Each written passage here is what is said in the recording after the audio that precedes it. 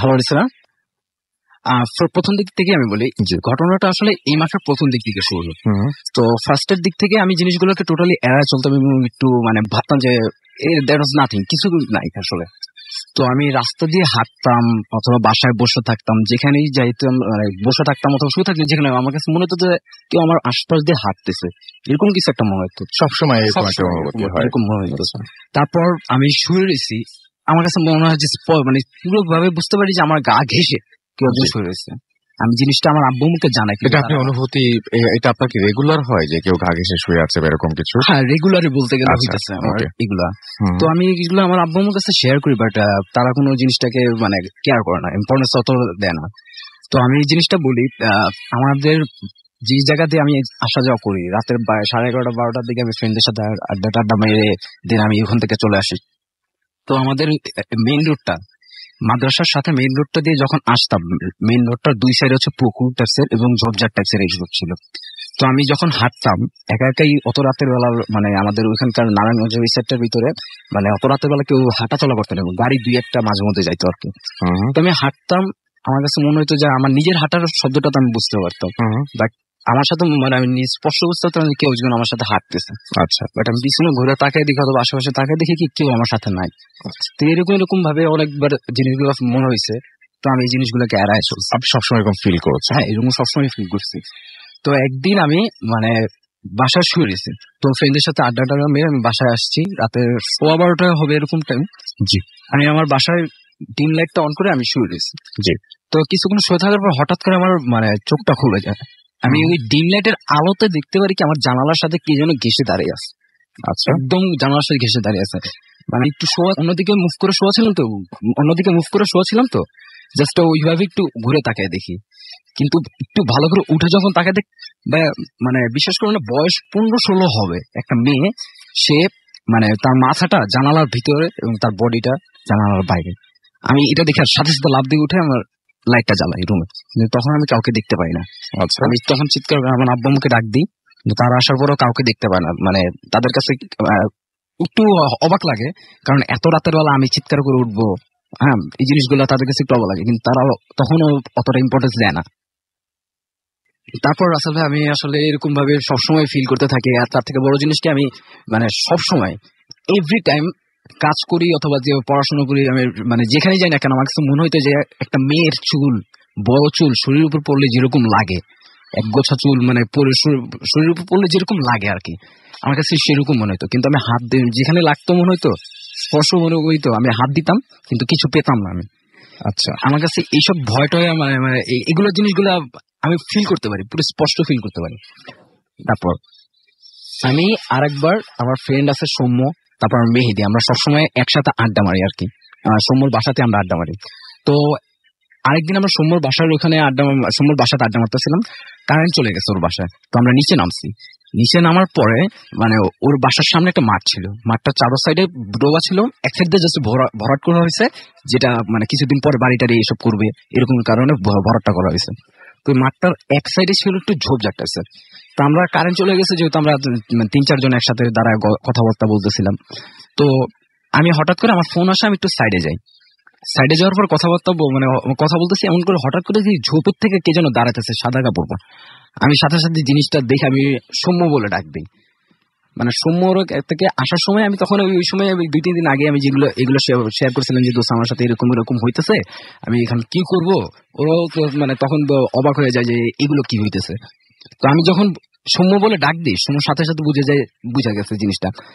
তো আসার পরে আমাকে নিয়ে গেছে বলে কিছুক্ষণ পর, মানে আমার তখনও মানে কিছু মনে নাই যে আমি আসলে কি দেখছি না দেখছি, আমার কিছু মনে নাই।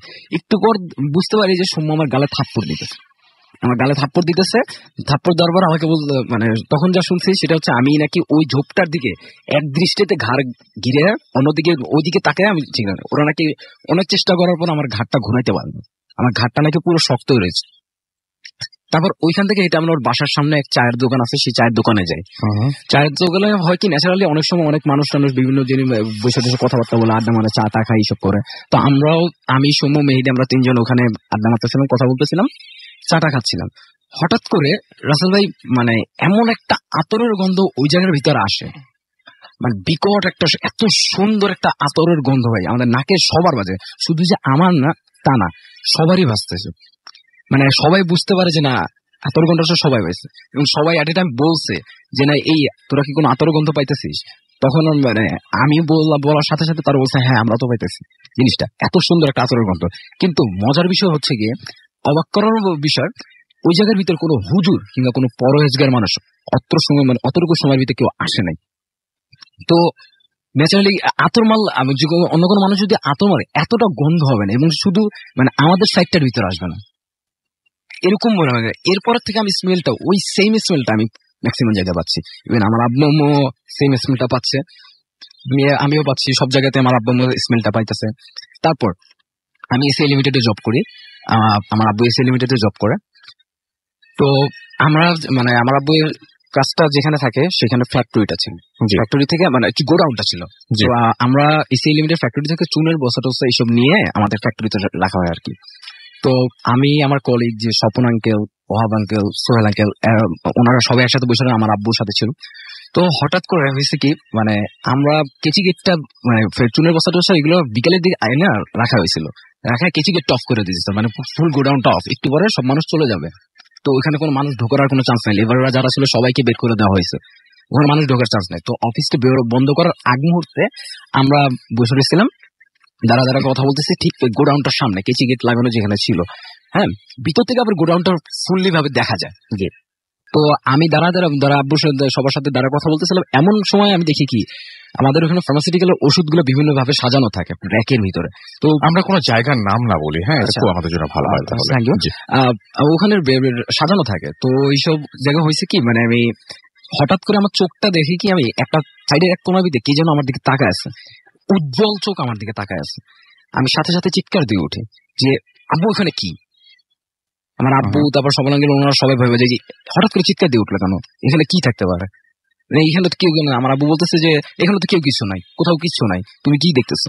তখন আমি বলতেছিলাম আমি সত্যি সত্যি দেখেছি ওই জায়গার ভিতরে কিছু একটা আছে, তুমি গেট খোলো। পরে আব্বু আমরা সবাই গেটটা খুলে ভিতরে যাই, ভাই কাউকে পাই না, কিছু দেখতে পাই না। কিন্তু মানে অবাক করার বিষয়, সেই যে চুনের বস্তাগুলো এনে রাখা হয়েছিল, সেই চুনের বস্তাগুলো এক সাইডে সাজানো রেখেছিলাম আমরা, সেগুলো আর সাজানো নাই, সেগুলো মাটিতে ফেলানো ছিল এবং প্রত্যেকটা চুনের বস্তা ছেঁড়া ছিল। এই জিনিসটা দেখার পর আমার আব্বু ভয় পেয়ে যায় এবং আমার সাথে যারা ছিল তারা সবাই ভয় পেয়ে যায়, আমি তো ভয় কাঁপাকাঁপি শুরু করে দিই। সেদিন আমার আব্বু আমাকে ওই দিনেই বিকালের দিকে যখন ঘটনাটা ঘটছে, এশার নামাজের পরে আমার আব্বু আমাকে আমাদের এলাকার ওইখানকার এক হুজুরের কাছে নিয়ে যায়।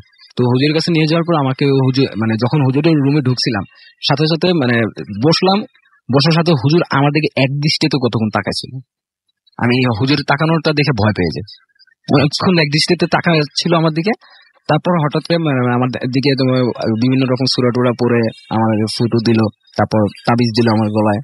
তারপর সে আসলো আমাদের বাসায় এসে আমার রুমটাকে বন্ধ করে দিল, আমার শরীরটাকে বন্ধ করে দিল, তারপর আমাদের বাড়িটাকে বন্ধ করে দিল, মানে বিভিন্ন রকম সূরা টুরা এইসব বলে। এখন আর আগের মতো সেই ফিলটা হয় না, যে মানে সবসময় হয় না যে আমি শুয়েছি কিন্তু গায়ের ভিতরে রয়েছে। আমি মাঝরাতেও জায়গায় উঠতাম, তখনকার সময় চিৎকার করে উঠতাম, আমার আব্বা সবাই মানে দেখতো যে আমি হঠাৎ করে চিৎকার করেছি, তারা ভয় পেয়ে যেত। এত রাতের বেলা আমি চিৎকার করতেছি, 2টা নাই, 3টা নাই, 4টা নাই, ভোরের আগে এরকম সময়। তো এরপর থেকে এরকম হয় না, গা ঘেঁষা কিছু না, কিন্তু স্টিল নাও আমি সেই স্মেলটা পাই, এবং স্টিল নাও আমার এখনো মনে হয় যে আমার শরীরের উপর চুলের সেই গোছা মানে সেই চুলটা পড়তেছে, এরকম আমার কাছে মনে হয়। মানে এখন আগের মতো হয় না, বাট কম। ওকে, ছিল আমার ঘটনা। Thank you so much. আপনার ঘটনার জন্য আপনাকে অনেক অনেক ধন্যবাদ, এবং আপনারাও জানান যে এই ঘটনাটা আপনাদের কাছে কেমন লাগলো। এবং এই ব্যাপারটা হয়তো অনেকেই শুনেছেন যে হঠাৎ করে রাতের বেলায় শুয়ে আছেন, এটা আমাদের সাথেও ঘটেছে, এবং মানে অনেকের সাথে ঘটেছে। রাতের বেলায় শুয়ে আছেন, হঠাৎ করে মনে হচ্ছে যে পাশে কেউ শুয়ে পড়লো, এরকম একটা অনুভূতি। আপনি হাঁটছেন, পেছন পেছন কেউ একজন হাঁটছে, এরকম একটা অনুভূতি। এই অনুভূতিগুলো কিন্তু বেশ কমন এবং অনেকের মাঝেই শোনা যায়। কিন্তু আপনি শুয়ে আছেন, এই মুহূর্তে হঠাৎ করে আপনার ঘুম ভাঙলো, কারণ আপনার গায়ের উপরে এক গোছা চুল এসে পড়ছে এবং আপনি সেই অনুভূতিটা টের পাচ্ছেন এবং আপনি সেটা টের পাচ্ছেন এবং বুঝতে পারছেন, এই ব্যাপারটা খুবই উইয়ার্ড আমার কাছে মনে হয়। আপনাদের কাছে কেমন লাগলো সেটা জানিয়ে আমাকে SMS করুন। SMS করতে হলে মোবাইলের মেসেজ অপশনে গিয়ে টাইপ করুন ফুর্তি, FORTI ফুর্তি, স্পেস দিয়ে লিখুন আপনার নাম, স্পেস দিয়ে আপনার মেসেজ পাঠিয়ে দেন 9840 নাম্বারে। আমাদের ইমেল করতে চাইলে আমাদের ইমেল অ্যাড্রেস হচ্ছে bhootfm@radiofurti.fm, which is BHOOTFM@radioforti.fm। আপনার নাম, ঠিকানা এবং ফোন নাম্বার সহ আপনার জীবনে ঘটে যাওয়া বা আপনার জানা সেরা ঘটনা লিখে পাঠিয়ে দিন আমাদের কাছে। উৎস খান আমাদেরকে লিখেছেন যে তিনি এখন শুনতে পাচ্ছেন আমাদেরকে, কিনা বুঝতে পারছি না। তিনি ডাউনলোড করে শোনেন রেগুলার, লাইভ শোনা তার জন্য একটু ডিফিকাল্ট হয়ে যায়। আপনি লাইভ শুনতে পারবেন না তার কোনো কারণ কিন্তু নাই। আপনি যেখানেই থাকুন না কেন, যেখানে যেখানে ইন্টারনেট আছে সেখানে সেখানে মানে আপনি ফুর্তি অ্যাপ দিয়ে লাইভ এনি টাইম আপনি শুনতে পারবেন। আপনি ডাউনলোডই তো করছেন, তো আপনি ভালো সাউন্ড কোয়ালিটির জন্য কেন লাইভ শুনবেন না? আমাদেরকে অয়ন খন্দকার SMS করছেন নারায়ণগঞ্জ থেকে, এবং তিনি বলছেন যে ভূত FM কি মিস করা যায় বলেন। আর আমরাও চাই না আপনাদের কাউকে মিস করতে। অনেকে খুলনা থেকে SMS করেছেন এবং তিনি বলছেন যে আজকে আমার বার্থডে, জন্মদিনের অনেক অনেক শুভেচ্ছা আপনার জন্য। খুলনা থেকে আনোয়ার এবং তার ওয়াইফ আফরিন আমাদের SMS করেছেন এবং তিনি বলছেন প্লিজ ডোন্ট স্টপ দ্য ফুর্তি, ডোন্ট স্টপ দ্য ভূত FM। Okay, thank you very much আমাদের সঙ্গে থাকার জন্য এবং রেগুলার আমাদেরকে ইন্সপায়ার করানোর জন্য SMS দিয়ে। মুনিরা আঞ্জুম মুক্তা আমাদের খুলনা থেকে SMS করেছেন এবং বাহ, খুলনার এক ধার্সে SMS আসছে। HSC পরীক্ষা চলছে, প্লিজ দোয়া করবেন। যারা যারা HSC পরীক্ষা দিচ্ছেন তাদের সবার জন্য আমার অনেক অনেক অনেক অনেক দোয়া, এবং আশা করছি অনেক অনেক ভালো একটা রেজাল্ট পাবেন আপনারা, এবং অনেক শুভকামনা। যেরকম প্রিপারেশন নিয়েছেন বা যেরকম ভাবছেন তার চাইতে আপনার আকাঙ্ক্ষার চাইতেও ভালো ফলাফল হোক, সেটাই আশা করব।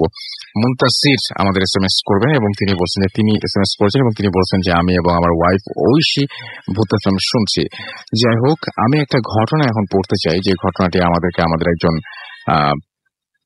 লিসেনার পাঠিয়েছেন, এবং এই ঘটনাটাও বেশ অদ্ভুত টাইপের। আমি জানি না সত্য মিথ্যা, আমাদের চাইতে আল্লাহ ভালো জানেন, কিন্তু এখানে যে ঘটনাটা পড়ছি এই ঘটনাটা একটু অদ্ভুতই লেগেছে আমাদের কাছে।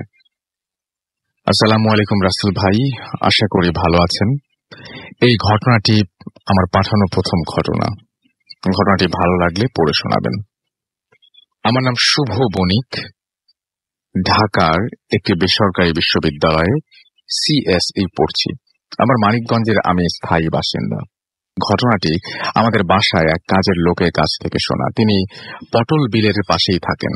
মানিকগঞ্জের এই পটল বিলের নানা কাহিনী সবারই জানা। এই পটল বিলকে ঘিরে নানা ঘটনা এখন মানুষের মুখে মুখে শোনা যায়। কিছুদিন আগ পর্যন্ত কোনো বাচ্চা মারা গেলে ওই পটল বিলে কবর দেয়া হতো। রাত 10টার পর থেকেই জায়গাটা কেমন হয়ে যায়। আগের ঘটনাটি ওনার মুখ থেকে যেভাবে শোনা আমি সেভাবেই লিখছি। লোকটি ছিলেন একজন ফেরিওয়ালা। তিনি ওই কাজের লোকের পাশের বাসায় থাকতেন। সারাদিন সে ঘুরে ঘুরে নিজের হাতে বানানো পাপোশ এবং ঝাড়ু বিক্রি করতেন।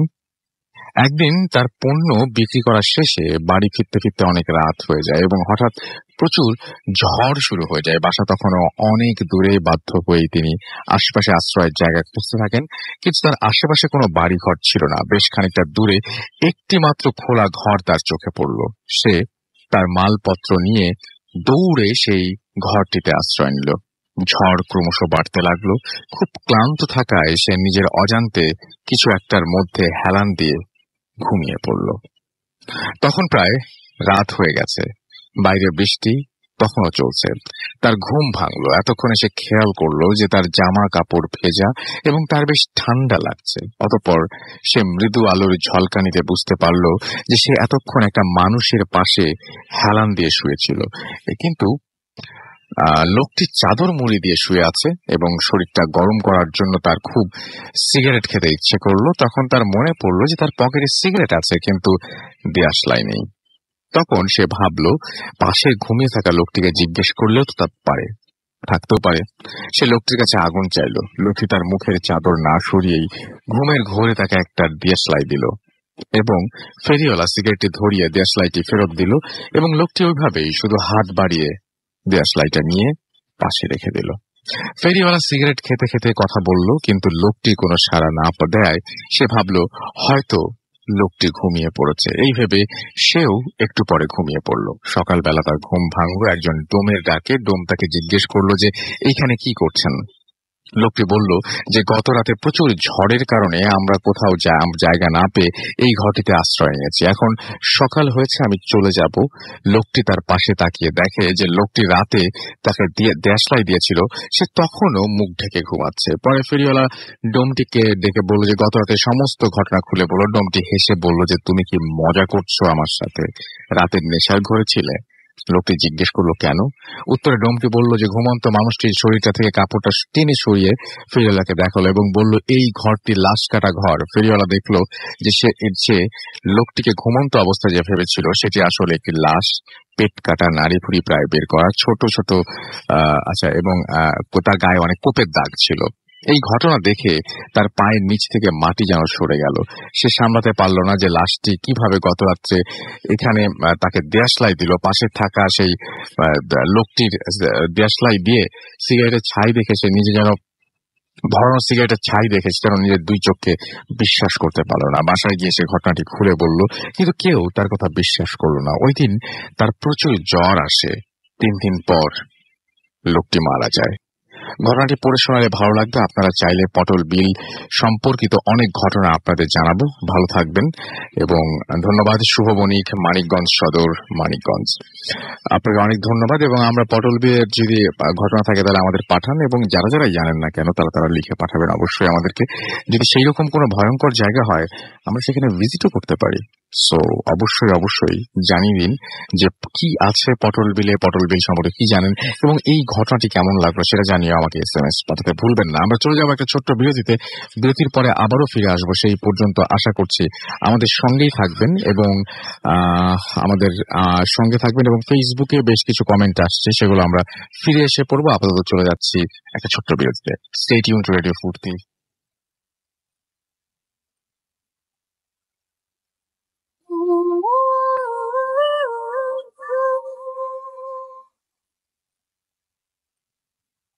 Welcome back. শুনছেন সবসময় রেডিও ফুর্তি FM। আমি রাস্তাল আছি, সাথে আমার সাথে রয়েছে মাসুম এবং আজকে অতিথিরা, এবং আপনাদের সবাইকে আরো একবার স্বাগত জানাচ্ছি ফুর্তি FM। এবং আমি দেখতে পাচ্ছি যে অনেকেই আমাদের এখানে লিখছেন। আবির আমাদের এখানে লিখছেন এবং লাশের গল্পটা তার কাছে খুব ভালো লেগেছে, সেটা তিনি জানিয়েছেন। এছাড়াও রুবেল আমাদের লিখেছেন জামালপুর থেকে, তিনি শুনছেন। ফেসবুকের গুলো পড়ছি। হাসান লিখেছেন যে অনেক ভয় লাগছে। এছাড়াও দেখতে পাচ্ছি যে আমাদেরকে রিফাত লিখেছেন সবগুলো স্টোরি অসাধারণ ছিল। এছাড়াও নাইম আমাদের সাথে SMS করেছেন এবং আমাকে বলছেন যে স্টোরিটা কিছুক্ষণ আগে পড়লেন সেটা শুনে আমার এখন ভয় লাগছে। আচ্ছা, নাহিদ শাহরিয়ার সাব্বির আমাদের এখানে লিখছেন। এছাড়াও আমাদের এখানে লিখছেন, দেখতে পাচ্ছি মিজানুর রহমান লিখছেন পটল বিলের কাহিনীটা দারুণ। আমাদেরকে শাহনীলা রহমান মৌমিতা আমাদের এখানে লিখছেন যে ভালো লাগছে। এছাড়াও আমাদের এখানে দেখতে পাচ্ছি অ্যাঞ্জেলা জুই বিশ্বাস আমাদের এখানে লিখছেন আজকের ঘটনাগুলো রিয়েলি অসম।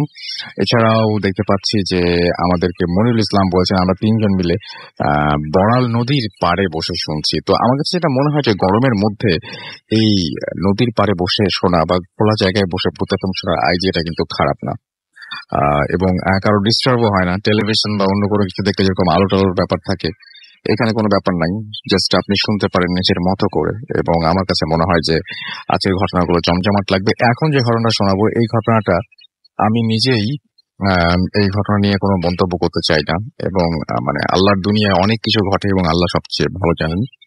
তো যিনি এসছেন আমাদের একজন, আপনি আপনার নাম? আমার নাম আলমগীর সরকার। জি, আলমগীর সরকার। এবং আলমগীর সরকার, আপনি যে ঘটনাটা বলবেন সেটা হচ্ছে 40-এর দশক না 50-এর দশক? 40-50-এর দশক। 40-50-এর দশকের ঘটনা। অনেক অনেক অনেক পুরনো। এবং আপনি যেটা বলছেন, আপনি নিজে এখন কি করেন? আমি একটা সেনাগোল্লা জব করি। আচ্ছা, তো আমরা আপনার ঘটনায় চলে যাই। এবং আপনার যে ঘটনাটা ঘটেছে এই ঘটনার জায়গাটা কোথায়? জায়গাটা গাইবান্ধা। আপনার গ্রামের বাড়ি। এবং আপনি বলছিলেন ঘটনাটা খুব অদ্ভুত বলে এতগুলো প্রশ্ন করছি। হ্যাঁ হ্যাঁ হ্যাঁ। আপনি বলছিলেন যে আপনাদের এলাকার সবাই এলাকার সেই সময় যারা মুরব্বী ছিলেন বা তারা অনেকে তাদের মুখে শোনা, আমার নানার একদম সামনে উনি এটা সামনে আপনি কত বছর আগে শুনেছিলেন এই ঘটনাটা? তো আমরা তখন ছোটবেলায় ঘটনাটা শুনেছি, আমি প্রায় 30-35 বছর 30-35 বছর আগে আপনি এই ঘটনাটা শুনেছেন শুনেছি। এবং সেই ঘটনাটা এখন আপনি আমাদের সাথে জি, শেয়ার জি। করবেন। খুবই অদ্ভুত ঘটনা বলে এত কিছু বললাম, তো শুনি আপনার জি। ঘটনা। রাসেল ভাই, আমি আমার পরিচয়টা আরেকবার দিতে চাই। আমার নাম আলমগীর সরকার, আমি এসেছি পূর্ব জোরাইন থেকে। তো আমি ঘটনা চলে যাই। জি। ঘটনাটা 50 দশকের ওই সময় হবে। তো আমার নানার কাছ থেকে শোনা। আমার নানা একটু ব্ল্যাক ম্যাজিক চর্চা করতো সে আগে থেকেই। তো অনেক বড় বড় ঘটনা আছে, সেগুলো একসময় এসে শেয়ার করবো, বাট আজকে যে জিনিসটা সেটা তার আমলেরই ঘটনাটা ঘটে গেছে। তো সেই সময় ওই এলাকায় তাদের গ্রামের পাশের গ্রামে আর কি একজন মাতবর শ্রেণীর একজন লোক ছিলেন। তো উনি একটু খুব মানে আছে না, ভালো মন্দ মিলেই তো মানুষ, তো উনি একটু মন্দ মানুষই ছিল। মানে উনি সাধারণত যে কোনো জায়গায় সালিশ করতে গেলে হয়তো দেখা গেছে যে ন্যায় বিচার পেত না, বা তারপরে আবার বিভিন্ন ধরনের খারাপ কাজ করে বেড়াইতো, সুদ খাইতো, মানে না এহেন কোনো খারাপ কাজ নেই যে উনি করেননি। তো যাই হোক, এলাকার লোকজন তাকে খুবই অপছন্দ করত। তো একটা সময় উনি মারা যান। তো মারা যাওয়ার পরেই ঘটনাগুলো শুরু হয় তার। তো যেহেতু এই জগতে দুটো লোকের ক্ষেত্রে মানুষের কৌতূহলী থাকে বেশি, এক ভালো, খুব বেশি ভালো হলে তার ক্ষেত্রে লোক বেশি হয়, আবার খুব খারাপ লোক হলে তার ক্ষেত্রে লোক বেশি হয়। তো কোন এক সময় লোকজন তাকে কবরস্থ করে, মানে মারা যাওয়ার পরে কবরস্থ করার পরে ওই দিন সারাদিন ভালো গেল, রাত্রেও ভালো গেল। পরের দিন সকালবেলা যখন তার লোকজন উঠে দরজা খুললেই দেখে যে তার ওই লাশটা তার সামনে, মানে যে লোক যে মারা গেছে তার বাড়ির লোকজন যখন দরজা খুললো তখন দেখে যে লাশটা তার ওই কাফন পরানো অবস্থায় লাশটা সামনে। তো এই দেখে তারা তো হতচকিত হয়ে গেল যে কি ব্যাপার, এটা কি হলো।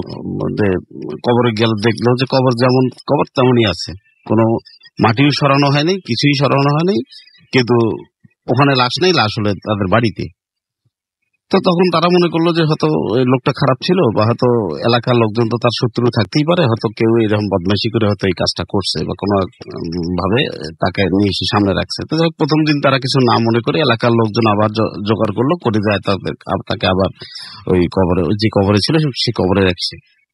তো একটা সময় তো ওরা রাখে দেওয়ার পরে সারাদিন ভালো গেল, আবার রাত ভালো গেল। পরের দিন সকালবেলায় উঠে আবার যেই দরজা খুলছে, খুলে দেখে যে ঠিকই ওই লাশটা আবার যেমনকার অবস্থা সেই অবস্থায়। আবার খবর নিয়ে, মানে যে খোঁজ নিয়ে দেখলো যে দেখে যে কোনো মাটি সরানো হয়নি, কিচ্ছু করানো হয়নি, ওই যেমন কবর সেই রকমের আছে, কিন্তু লাশ নেই।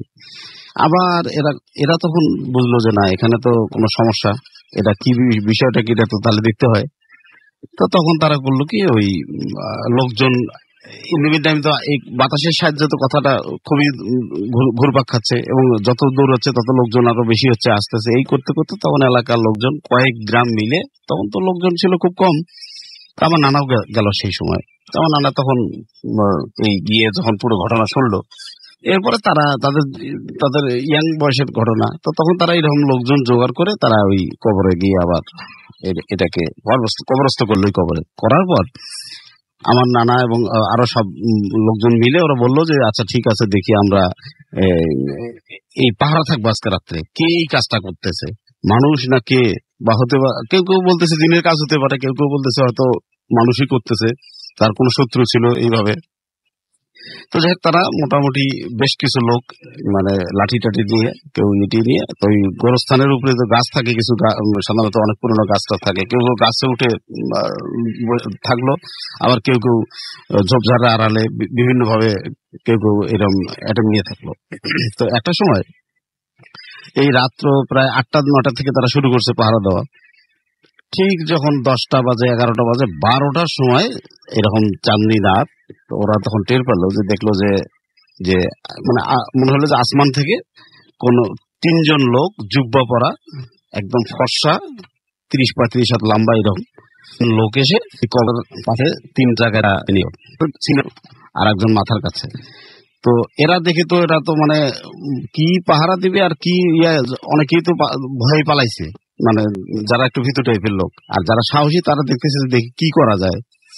তো যখন তারা লাঠি টাঠি নিয়ে তখন দেখতেছে যে যে যখন ওই মাঝখানের যে লোকটা উনি সিনার উপরে যখন ওই হাত দিল, দেখে যে আপসাপ ওই মদ্দাটা তার মানে হাতের উপরে উঠে আসলো। তো এইটা যখন দেখছে, এই দেখার পরে তখন তারা সব কেউ যারা যারা যেখানে ছিল আপসাপ পড়ে গেছে, ওখানেই ফ্রেন্ড হয়ে গেছে সবাই। কিছু লোক তো পালাই গেছে আগেই, আর যারা ছিল তারা ওখানে পড়ে গেছে, পড়ে যায় মানে একদম সেন্সলেস অবস্থায়। তো পড়ার পরে সবচেয়ে বড় সমস্যাটা হয়েছে সেই সময় যে তারা প্রত্যেকটা লোকে যারা বাড়িতে গিয়ে ঘুমাইছে তারাও স্বপ্ন দেখছে, এবং এখানে যে কয়জন ছিল তারাও দেখে স্বপ্ন দেখে একই সেম ঘটনা। তাদেরকে বলা হচ্ছে যে এই লোকটি এত চরম খারাপ লোক ছিল, তোরা যদি এখানে তাকে 100 বারও যদি তোরা কবরস্থ করিস, 100 বারও এই লাশটা তোদের বাড়িতেই যাবে। এটা স্বপ্নে দেখছে, এটা স্বপ্নে দেখতেছে তারা। এবং ওই দিনও কিন্তু রাত্রে তৃতীয়বারের মতো আবার লাশটা তাদের বাড়িতে ঠিকই গেছে, মানে তাদের বাড়িতে গেছে, এবং যাওয়ার পরেই ধুমকিটা দিছে যে এরপরে যদি তোরা আবারও দিস তাহলে এই লাশ ততবারই যাবে তোদের বাড়িতে, যে এর লাশ এখানে গ্রহণ হবে না, মানে গ্রহণ করা যাবে না, হবে না। তো তখন বলছে যে তাহলে, তখন তারা বলতেছে যে হ্যাঁ একটা বুদ্ধি আছে, এই লোকটা যেখানে তোরা কবরস্থ করছিস এই গোরস্থানের মধ্যেই এই পাশেই একজন বুজুর্গ ওলি আল্লাহর একজন মানে কবর আছে। তো আমাদের রাসেল ভাই এটা স্বাভাবিক, আমাদের মুসলমান ধর্ম আছে যে কোনো বুজুর্গ বা ওলি আল্লাহ থাকলে তার আশেপাশে 40 গজের মধ্যে কোনো সাধারণত কবর আজাব হয় না। এটা আমাদের আমরা জানি না, আমরা এটা বিশ্বাস করি, এটা আমাদের একটা ইয়ে আছে। তো এই সময় তারা যখন তাকে বলল যে তোরা এখান থেকে 50-60 গজ দূরে একটা জায়গা দেখা দিল, প্রায় নদীর কাছাকাছি, বললো যে ওখানে যে তোরা যদি তাকে রাখতে পারিস কবর দিয়ে তাহলে তোরা তো রেহাই পাবি, না হলে এখানে রাখলে যতবার রাখবি ততবারই তোদের বাড়ি যাবে। তো তখন তারা একটা সময় এই জেগে গেল, মানে তারা সবাই কেউ কেউ ইয়ে হয়ে গেল, হুঁশ ফিরে আসলো। এসে তখন তারা যে যার মতো পাচ্ছে বাড়িতে, যার বাড়িতে গেছে, বাড়িতে গিয়ে কোন রকমের রাতটা কাটাইছে। দেখে যে পরের দিন সকালবেলা দেখে যে ওই ঠিক হুবহু লাশটা তাদের বাড়িতেই পাওয়া গেল। তখন দেখি এলাকার লোকজন তো এটা বিরাট একটা সরগোল পড়ে গেল, এবং এলাকার লোকজন বললো যে না, এটা তো স্বাভাবিকভাবে নেওয়া যায় না। তো এক কথা দুই কথা সবার সামনে বললো যে আমি একটা দেখলাম যে ওই 3 জন এই কথা বলতেছিল এই লাশটা সম্বন্ধে। ও বলতেছে আমিও তো দেখছি, ও বলতেছে আমিও তো দেখছি। এখন সবাই বলতেছে, এমনকি যারা ছিল তারাও বলতেছে আমরা তো দেখছি এই স্বপ্ন, কি ব্যাপার, এটা ঘটনা নাকি? তখন একটা সময় ওই আমার নানা বললো যে তখন ওই তাদের কথা মোতাবেক এই লাশটাকে ঠিক ওই 50-60 গজ দূরে যেখানে বলা হয়েছে ঠিক সেখানে গেলাম, যা ওখানে একটা কবর খুঁড়ে তাকে আবার রাখা হলো। সবচেয়ে বড় মজার ঘটনা, মানে দুঃখজনক হলে সত্য, যে রাসেল ভাই আমার নানা যারা বললো যে এই লাশটা যখন রাখলো, রেখে তারা কিছু দূর এগিয়ে আসছে, মানে পিছনের দিকে তারা তাকায় নাই, এমন ভাবে বিকট শব্দ একটা হলো যে শব্দের চোটে তারা যে পিছনের দিকে তারা এই সুযোগ তারা পায়নি, মানে তারা সোজা দৌড় সামনের দিকে দেখে দৌড়ে। তো ওই দিন আর তারা যায়নি। পরের দিন কেউ তারা গিয়ে দেখে যে ওই কবরটা, আমাদের কবর সাধারণত 2-1 মাসে বা 3 মাসে সাধারণত বৃষ্টি না হলে কবর ভেঙে যাওয়ার কথা না, কিন্তু তারা দেখতে পারলো পরের দিনই যা দেখে যে কোনো বৃষ্টি নাই, কিছু নাই, শুকনো জায়গা, ঠিক সেখানে যে দেখে যে ওই কবরটা একদম মাটির সঙ্গে মিশে গেছে। মানে মনে হয় না যে এখানে এই কবর বোধহয় আরো 2-4-5 বছর আগে বোধহয় কবর দেওয়া হয়েছে, অথচ কবরটা কিন্তু গতকালকে দেওয়া হয়েছে। এইভাবে তাকে মানে তার একটা হয়।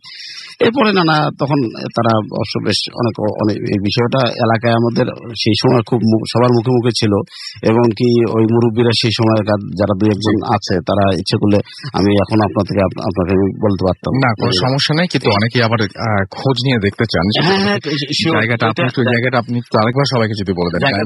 আমাদের গাইবান্ধার একটা খোলাটি ইউনিয়ন, আমাদের ইউনিয়নের আমার নানার বাড়ি আর কি ওটা, কিন্তু ঘটনা ঘটেন তাদের পাশের এলাকায়, মানে নানার পাশের এলাকায় সেই সময় যারা মুরব্বী আছে। এবং আপনার নানা তখন হচ্ছে এরকম যে কোনো ঝামেলা টামেলা হলে উনি? হ্যাঁ, নানা আমার নানা কিন্তু এই কবিরাজি করতো, এই সমস্ত কিছু ব্ল্যাক ম্যাজিক চর্চা করতো আমার নানা। আমরা দেখতাম, আমি মানে ছোটবেলা থেকে অভ্যস্ত নানার সঙ্গে এগুলো থেকে এবং দেখছি নানার অনেক কিছু কাহিনী আছে, আমি একসময় পরবর্তীতে বলবো, অনেক বহু ঘটনা আছে আমার কাছে। আমি আপনার কাছে আবার ফিরে আসবো।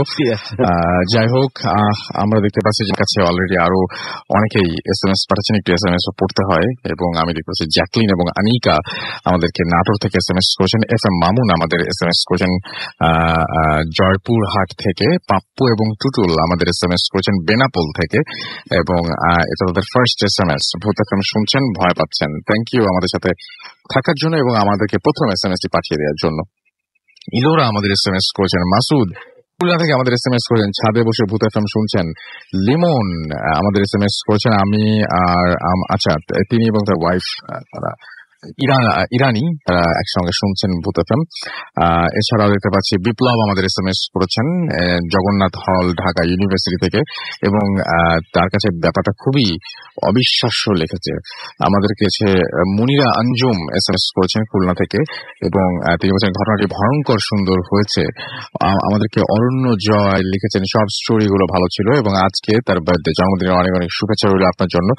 শুভ অধিকারী আমাদের লিখেছেন, এবং তিনি বলছেন সত্যি ভয়ঙ্কর। অ্যাডভোকেট মামুন মতিয়াখালী খুলনা থেকে লিখেছেন লাস্ট স্টোরিটা দারুণ। শারমিন ভোলা থেকে আমাদের SMS করেছেন আমাদেরকে রাসেল। এছাড়াও আমাদেরকে SMS করেছেন দেখতে পাচ্ছি রকি সহ আরো অনেকে। আপনি যদি SMS পাঠাতে চান তাহলে আপনাকে যেটা করতে হবে, মোবাইলের মেসেজ অপশনে চলে যেতে হবে এবং সেখানে গিয়ে টাইপ করতে হবে ফুর্তি, FOORTI ফুর্তি, স্পেস দিয়ে লিখতে হবে আপনার নাম, স্পেস দিয়ে লিখতে হবে আপনার মেসেজ, পাঠিয়ে দিতে হবে 9840 নাম্বারে। আমরা আরেকটা স্টোরিতে যাই যেটা আমার কাছে লেখা রয়েছে এবং আমি এটা পড়ে শোনাতে চাই আপনাদের কাছে। আশা করছি আগের মতো এই ঘটনাটাও আপনাদের আনন্দ দেবে। লিখছেন আমাদেরকে, আচ্ছা নাম যদি প্রকাশ করতে না বলে থাকেন আমি ঘটনাটা পড়ি। রাসেল ভাই, আশা করি ভালো আছেন, কারণ সব সময় আপনি ভালোর দলে থাকেন। আমি আমার পক্ষে স্টুডিওতে এসে ঘটনা বলা সম্ভব না, তাই লিখে পাঠালাম, ভালো লাগলে পড়ে শোনাবেন। আমি আপনাদের ভূত FM এর নিয়মিত শ্রোতা না হলেও অনেক এপিসোড আমি শুনেছি, তাই আজ নিজের ঘটনা লিখছি। আমি আজ যে ঘটনাটা বলবো তা আমার নিজের সাথে ঘটে যাওয়া ব্যাপার, ভালো লাগলে পড়ে শোনাবেন। আমার বয়স যখন 4 থেকে 5 বছর তখন থেকে আমার ঘটনা শুরু হবার কারণ ছিল আমি একটা জিনের হাঁটার রাস্তায় বাধা দিয়েছিলাম। তারপর থেকে ওইটা আমার পিছু ছাড়েনি, আবার কখনো চেপেও ধরতে পারেনি। আমার বয়স 28 বছর। গত 24 বছরে আমার জীবনে অনেক ঘটনা ঘটেছে, তার একটা আপনাকে পাঠালাম। ঘটনা সাল 2011 জানুয়ারি মাস। আমি আমার 2 বন্ধু মিলে কমলাপুর কবরস্থানের কাছে একটা বাসা ভাড়া নিয়ে থাকতাম। বাড়িটি ছিল 6 তলা আর আমরা থাকতাম ছাদের ওপরেই বাসাটিতে। 2 রুমের বাসাটি নতুন বানানো, তাই জানলার 2-1টা গ্রিল লাগানো বাকি ছিল। তো ঘটনার দিন কাজের চাপ থাকায় অফিস থেকে একটু দেরিতে বাসায় আসি। বাসায় এসে দেখি আমার 2 বন্ধু তখনও বাসায় আসেনি। আমি ওদেরকে ফোন দিলে ওরা আমাকে জানায় যে ওরা আজ বাসায় আসতে পারবে না, তাই রাতে একা থাকতে হয়। রাতের খাবার খেয়ে টিভি দেখতে দেখতে রাত প্রায় 2:15 বেজে যায়। পরদিন অফিস থাকায় ঘুমোতে যাওয়ার ব্যবস্থা করে ওয়াশরুমে যাই। বলে রাখা ভালো, ওয়াশরুমের ছোট জানালাতে তখনও কোনো গ্রিল বা গ্লাস লাগানো ছিল না। ওয়াশরুমে ঢুকেই আমার চোখ যায় কমলাপুর পোর্টের বিপরীতে থাকা একটি গার্মেন্টস এর ছাদের ওপর পানির ট্যাঙ্কির ওপরে কেউ একজন বসে আছে। এসব ব্যাপারে অভ্যস্ত থাকায় আমি তেমন একটা মাথা না ঘামিয়ে কাজ করতে লাগলাম। বাসায় কেউ না থাকলে ওয়াশরুমের দরজাটা হালকা করে চাপানো রেখেই আমরা কাজ করছিলাম, এবং সর্বোচ্চ 1 মিনিট পরে আমি যখন বাসা থেকে উঠে দাঁড়ালাম দেখলাম দূরে আমি যে জিনিসটাকে দেখলাম সেটা বসা দেখেছিলাম, ঠিক সেটা আমার ওয়াশরুমের সামনের ছাদে বসে আছে এবং ছোট জানালার সামনে পা ঝুলাচ্ছে। আমি খুব ভালোভাবে দেখতে পেলাম ওই জিনিসটার পায়ের পাতা আমার দিকে ঘুরানো, অর্থাৎ পায়ের আঙুলগুলো আমার দিকে ছিল এবং আঙুল ছিল মাত্র 4টা, যা স্বাভাবিক মানুষের তুলনায় অনেক বড়। এতটা কাছাকাছি চলে আসার কারণে আমি ঘাবড়ে যাই। ভয় পেলেও তখনও মনে সাহস হারায়নি। যা কিছু দোয়া পড়তে জানি তাই পড়তে লাগলাম। দোয়া পড়তে পড়তে যখন ওয়াশরুমের দরজা খুলে যাব, ঠিক দরজা বাহির থেকে দেখলাম যে ছিটকানি লাগানো। তবে আমার সম্পূর্ণ মনে আছে যে আমি দরজা লাগাইনি, আর এমনও না যে কেউ মজা করে দরজা বাহির থেকে লাগিয়ে দিয়েছে, কারণ ওই দিন আমি ছাড়া বাসায় আর কেউ ছিল না। যখন টানাটানি করেও দরজাটা খুলছিল না, আস্তে আস্তে ভয়টা বাড়তে লাগলো। কি করব বুঝতে পারছিলাম না। কয়েক সেকেন্ড সময় নিয়ে শরীরে যত শক্তি ছিল তাই দিয়ে দরজাটায় একটা লাথি দিলাম। প্লাস্টিকের ডোরের দরজা হওয়ার কারণে দরজাটা ভেঙে যায় আর আস্তে করে খুলে যায়। ওই দিন রাতে সারা রাত লাইট জ্বালিয়ে রেখে বসেছিলাম। ওই ঘটনার পর আমরা বাসা ছেড়ে দেই আর পাশের আরেকটি বাসায় উঠি। বাসা ছাড়লে কি হবে, ওইটা আমার পিছু ছাড়েনি। ফেব্রুয়ারি মাসের কোনো একদিন বিকেলে কমলাপুর ব্রিজ দিয়ে আমি স্টেশনের দিকে যাচ্ছিলাম, গন্তব্য আরামবাগ। আমি ওভারব্রিজ থেকে নামার পর সময় খেয়াল করলাম স্টেশনের লাশ ঘরের সামনে একটা লাশ চাটাই দিয়ে মুড়ে ভ্যানের উপর রেখে দেওয়া। যেহেতু আমি কিছু বিধিনিষেধ মানি এবং যার মধ্যে একটা হচ্ছে যে কোনো লাশের কাছে না যাওয়া, তাই দ্রুত ওখান থেকে চলে আসি। তবে লাশ হয়তো পুরনো হওয়ার কারণে সেখান থেকে গন্ধ আসছিল। আমি দ্রুত যাওয়ার সময় সেই গন্ধটা আমার নাকে লাগে। রাতে বাসায় কেউ থাকবে না জেনে একটু রাত করে বাসায় ফিরি এবং বেশ কিছু কাজের চাপে বিকেলে দেখা লাশের কথাটা পুরোপুরি ভুলে গেলাম। মেস থাকি, তাই একা থাকার প্রস্তুতি নিলাম। রাত কয়টা বাজে জানি না, হঠাৎ ঘুমের মধ্যে স্বপ্নে সেই লাশটা দেখতে লাগলাম, সাথে গন্ধটা অনুভব করলাম। গন্ধটা এত বেশি পরিমাণে পাচ্ছিলাম যে আমি অনেকটা লাফ দিয়ে ঘুম থেকে উঠলাম।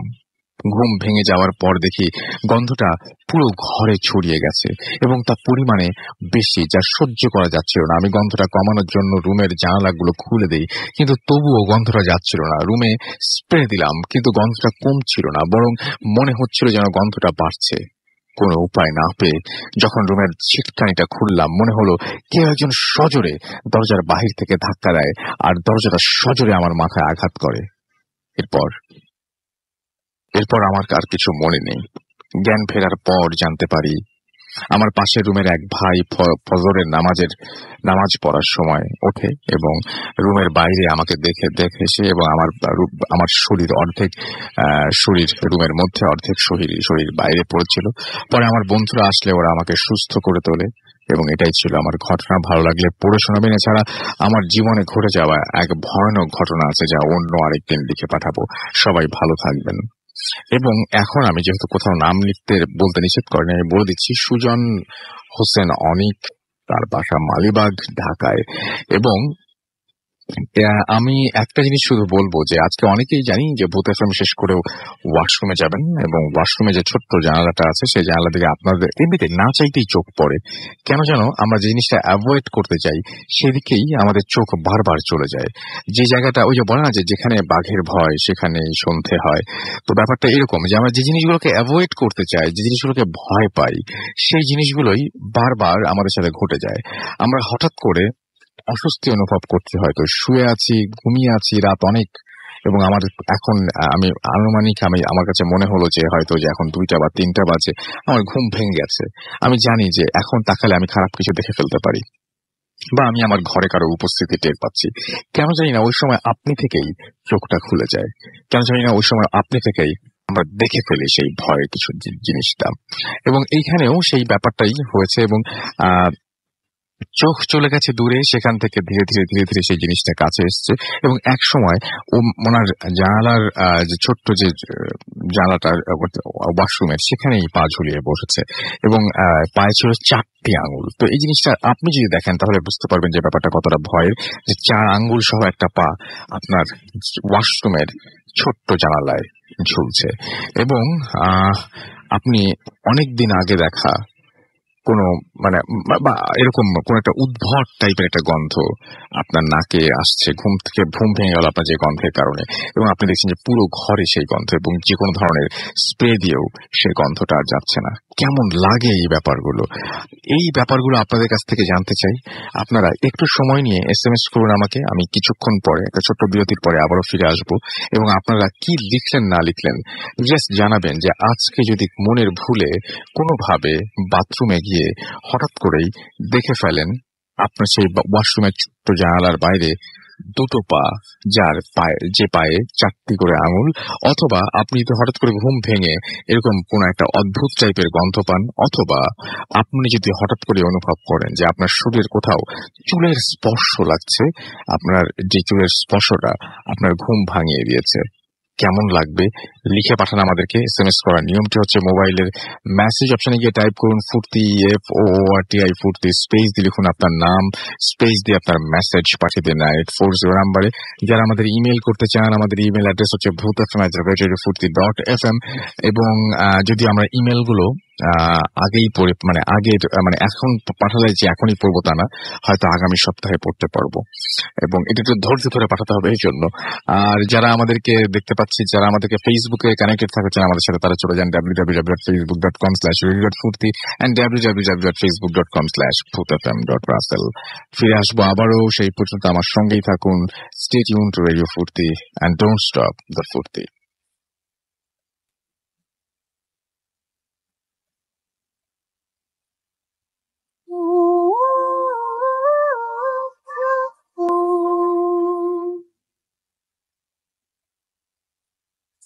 Yes, the night comes alive with Gramin Phone.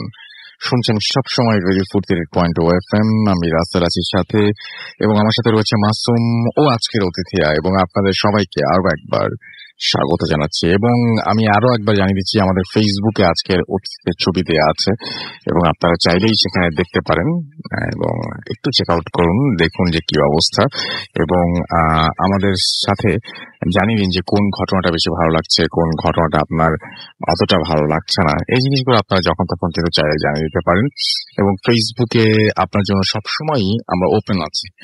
আপনাদের যে সমস্ত কমেন্ট গুলো করছেন, যা কিছু করছেন আমরা দেখতে পাচ্ছি। সো আপেল মাহমুদ আমাদের এখানে দেখতে পাচ্ছি যে লিখেছেন, এবং ইসলামী বিশ্ববিদ্যালয় থেকে তিনি লিখেছেন তারা শুনছেন ভূত FM, এবং গাইবান্ধার ঘটনাটা তার কাছে অনেক ভয়ঙ্কর লেগেছে। এবং আমি দেখতে পাচ্ছি যে আমাদের সাথে এছাড়া রয়েছেন ওমর ফারুক, এবং তিনি বলছেন যে পুরো অনুষ্ঠান জুড়েই আমাদের সঙ্গে থাকবেন তিনি, এবং তিনি বলছেন যে একা একা শুনছি, খুব ভালো লাগছে কিন্তু একটু ভয়ও লাগছে, তবু উপভোগ করছি। সাইফুদ্দিন মোহাম্মদ শাওন লিখেছেন এত গরমে ভূত FM শুনছি এন্ড গরমে ঠান্ডা হয়ে যাচ্ছি। ওকে, আমিন আমাদেরকে SMS করেছেন, এবং তিনি বলছেন ভয় লাগে না তো রাসেল ভাই। বাহ, চমৎকার। আপনার নিশ্চয়ই তাহলে হাসি পাচ্ছে আমাদেরকে। এছাড়াও দেখতে পাচ্ছি যে SMS করছেন মন পাখি, এবং তিনি আমাদেরকে SMS করেছেন নাফিসুল ইসলাম নাফিউস সালাম ইয়ানি, এবং ফিলিং লাগছে পুরো ব্যাপারটা। আচ্ছা, এবং তিনি টের পাচ্ছেন পুরো ভয়টা যেভাবে টের পাওয়া যায় সেভাবে তিনি টের পাচ্ছেন। এবং এমনি জহুরুল ইসলাম আমাদের এখানে লিখছেন যে হয়তো হবে আশা করি। এই মাত্র কি জয়েন করেন, আগে ঘটনাগুলোকে আপনি শুনেছেন। এটাও যদি ভয় না লাগে তাহলে আমরা আসলেই বলবো যে ভীষণ রকমের আমাদেরকে নিরুপায় মনে হতে হবে। কারণ মানে থাকে না কিছু জিনিস যে কিছু অনেক মানুষ কিন্তু সিরিয়াস কথা শুনলে হেসে ফেলে, হাসি পায়। অনেক মানুষের ভয়ের কথা শুনলে হয়তো অনেকের এরকম লাগে, থাকতে পারে এরকম অনেক ধরনের মানুষ আছে না ভাই পৃথিবীতে। আপনি হয়তো সেরকম একজন মানুষ, একটু আলাদা, একটু ডিফারেন্ট, একটু ইন্টেলেকচুয়াল হতে পারেন। যাই হোক, আমরা চলে যাব আমাদের পরবর্তী অতিথির কাছে, এবং আপনার নামটা প্লিজ একটু বলবেন।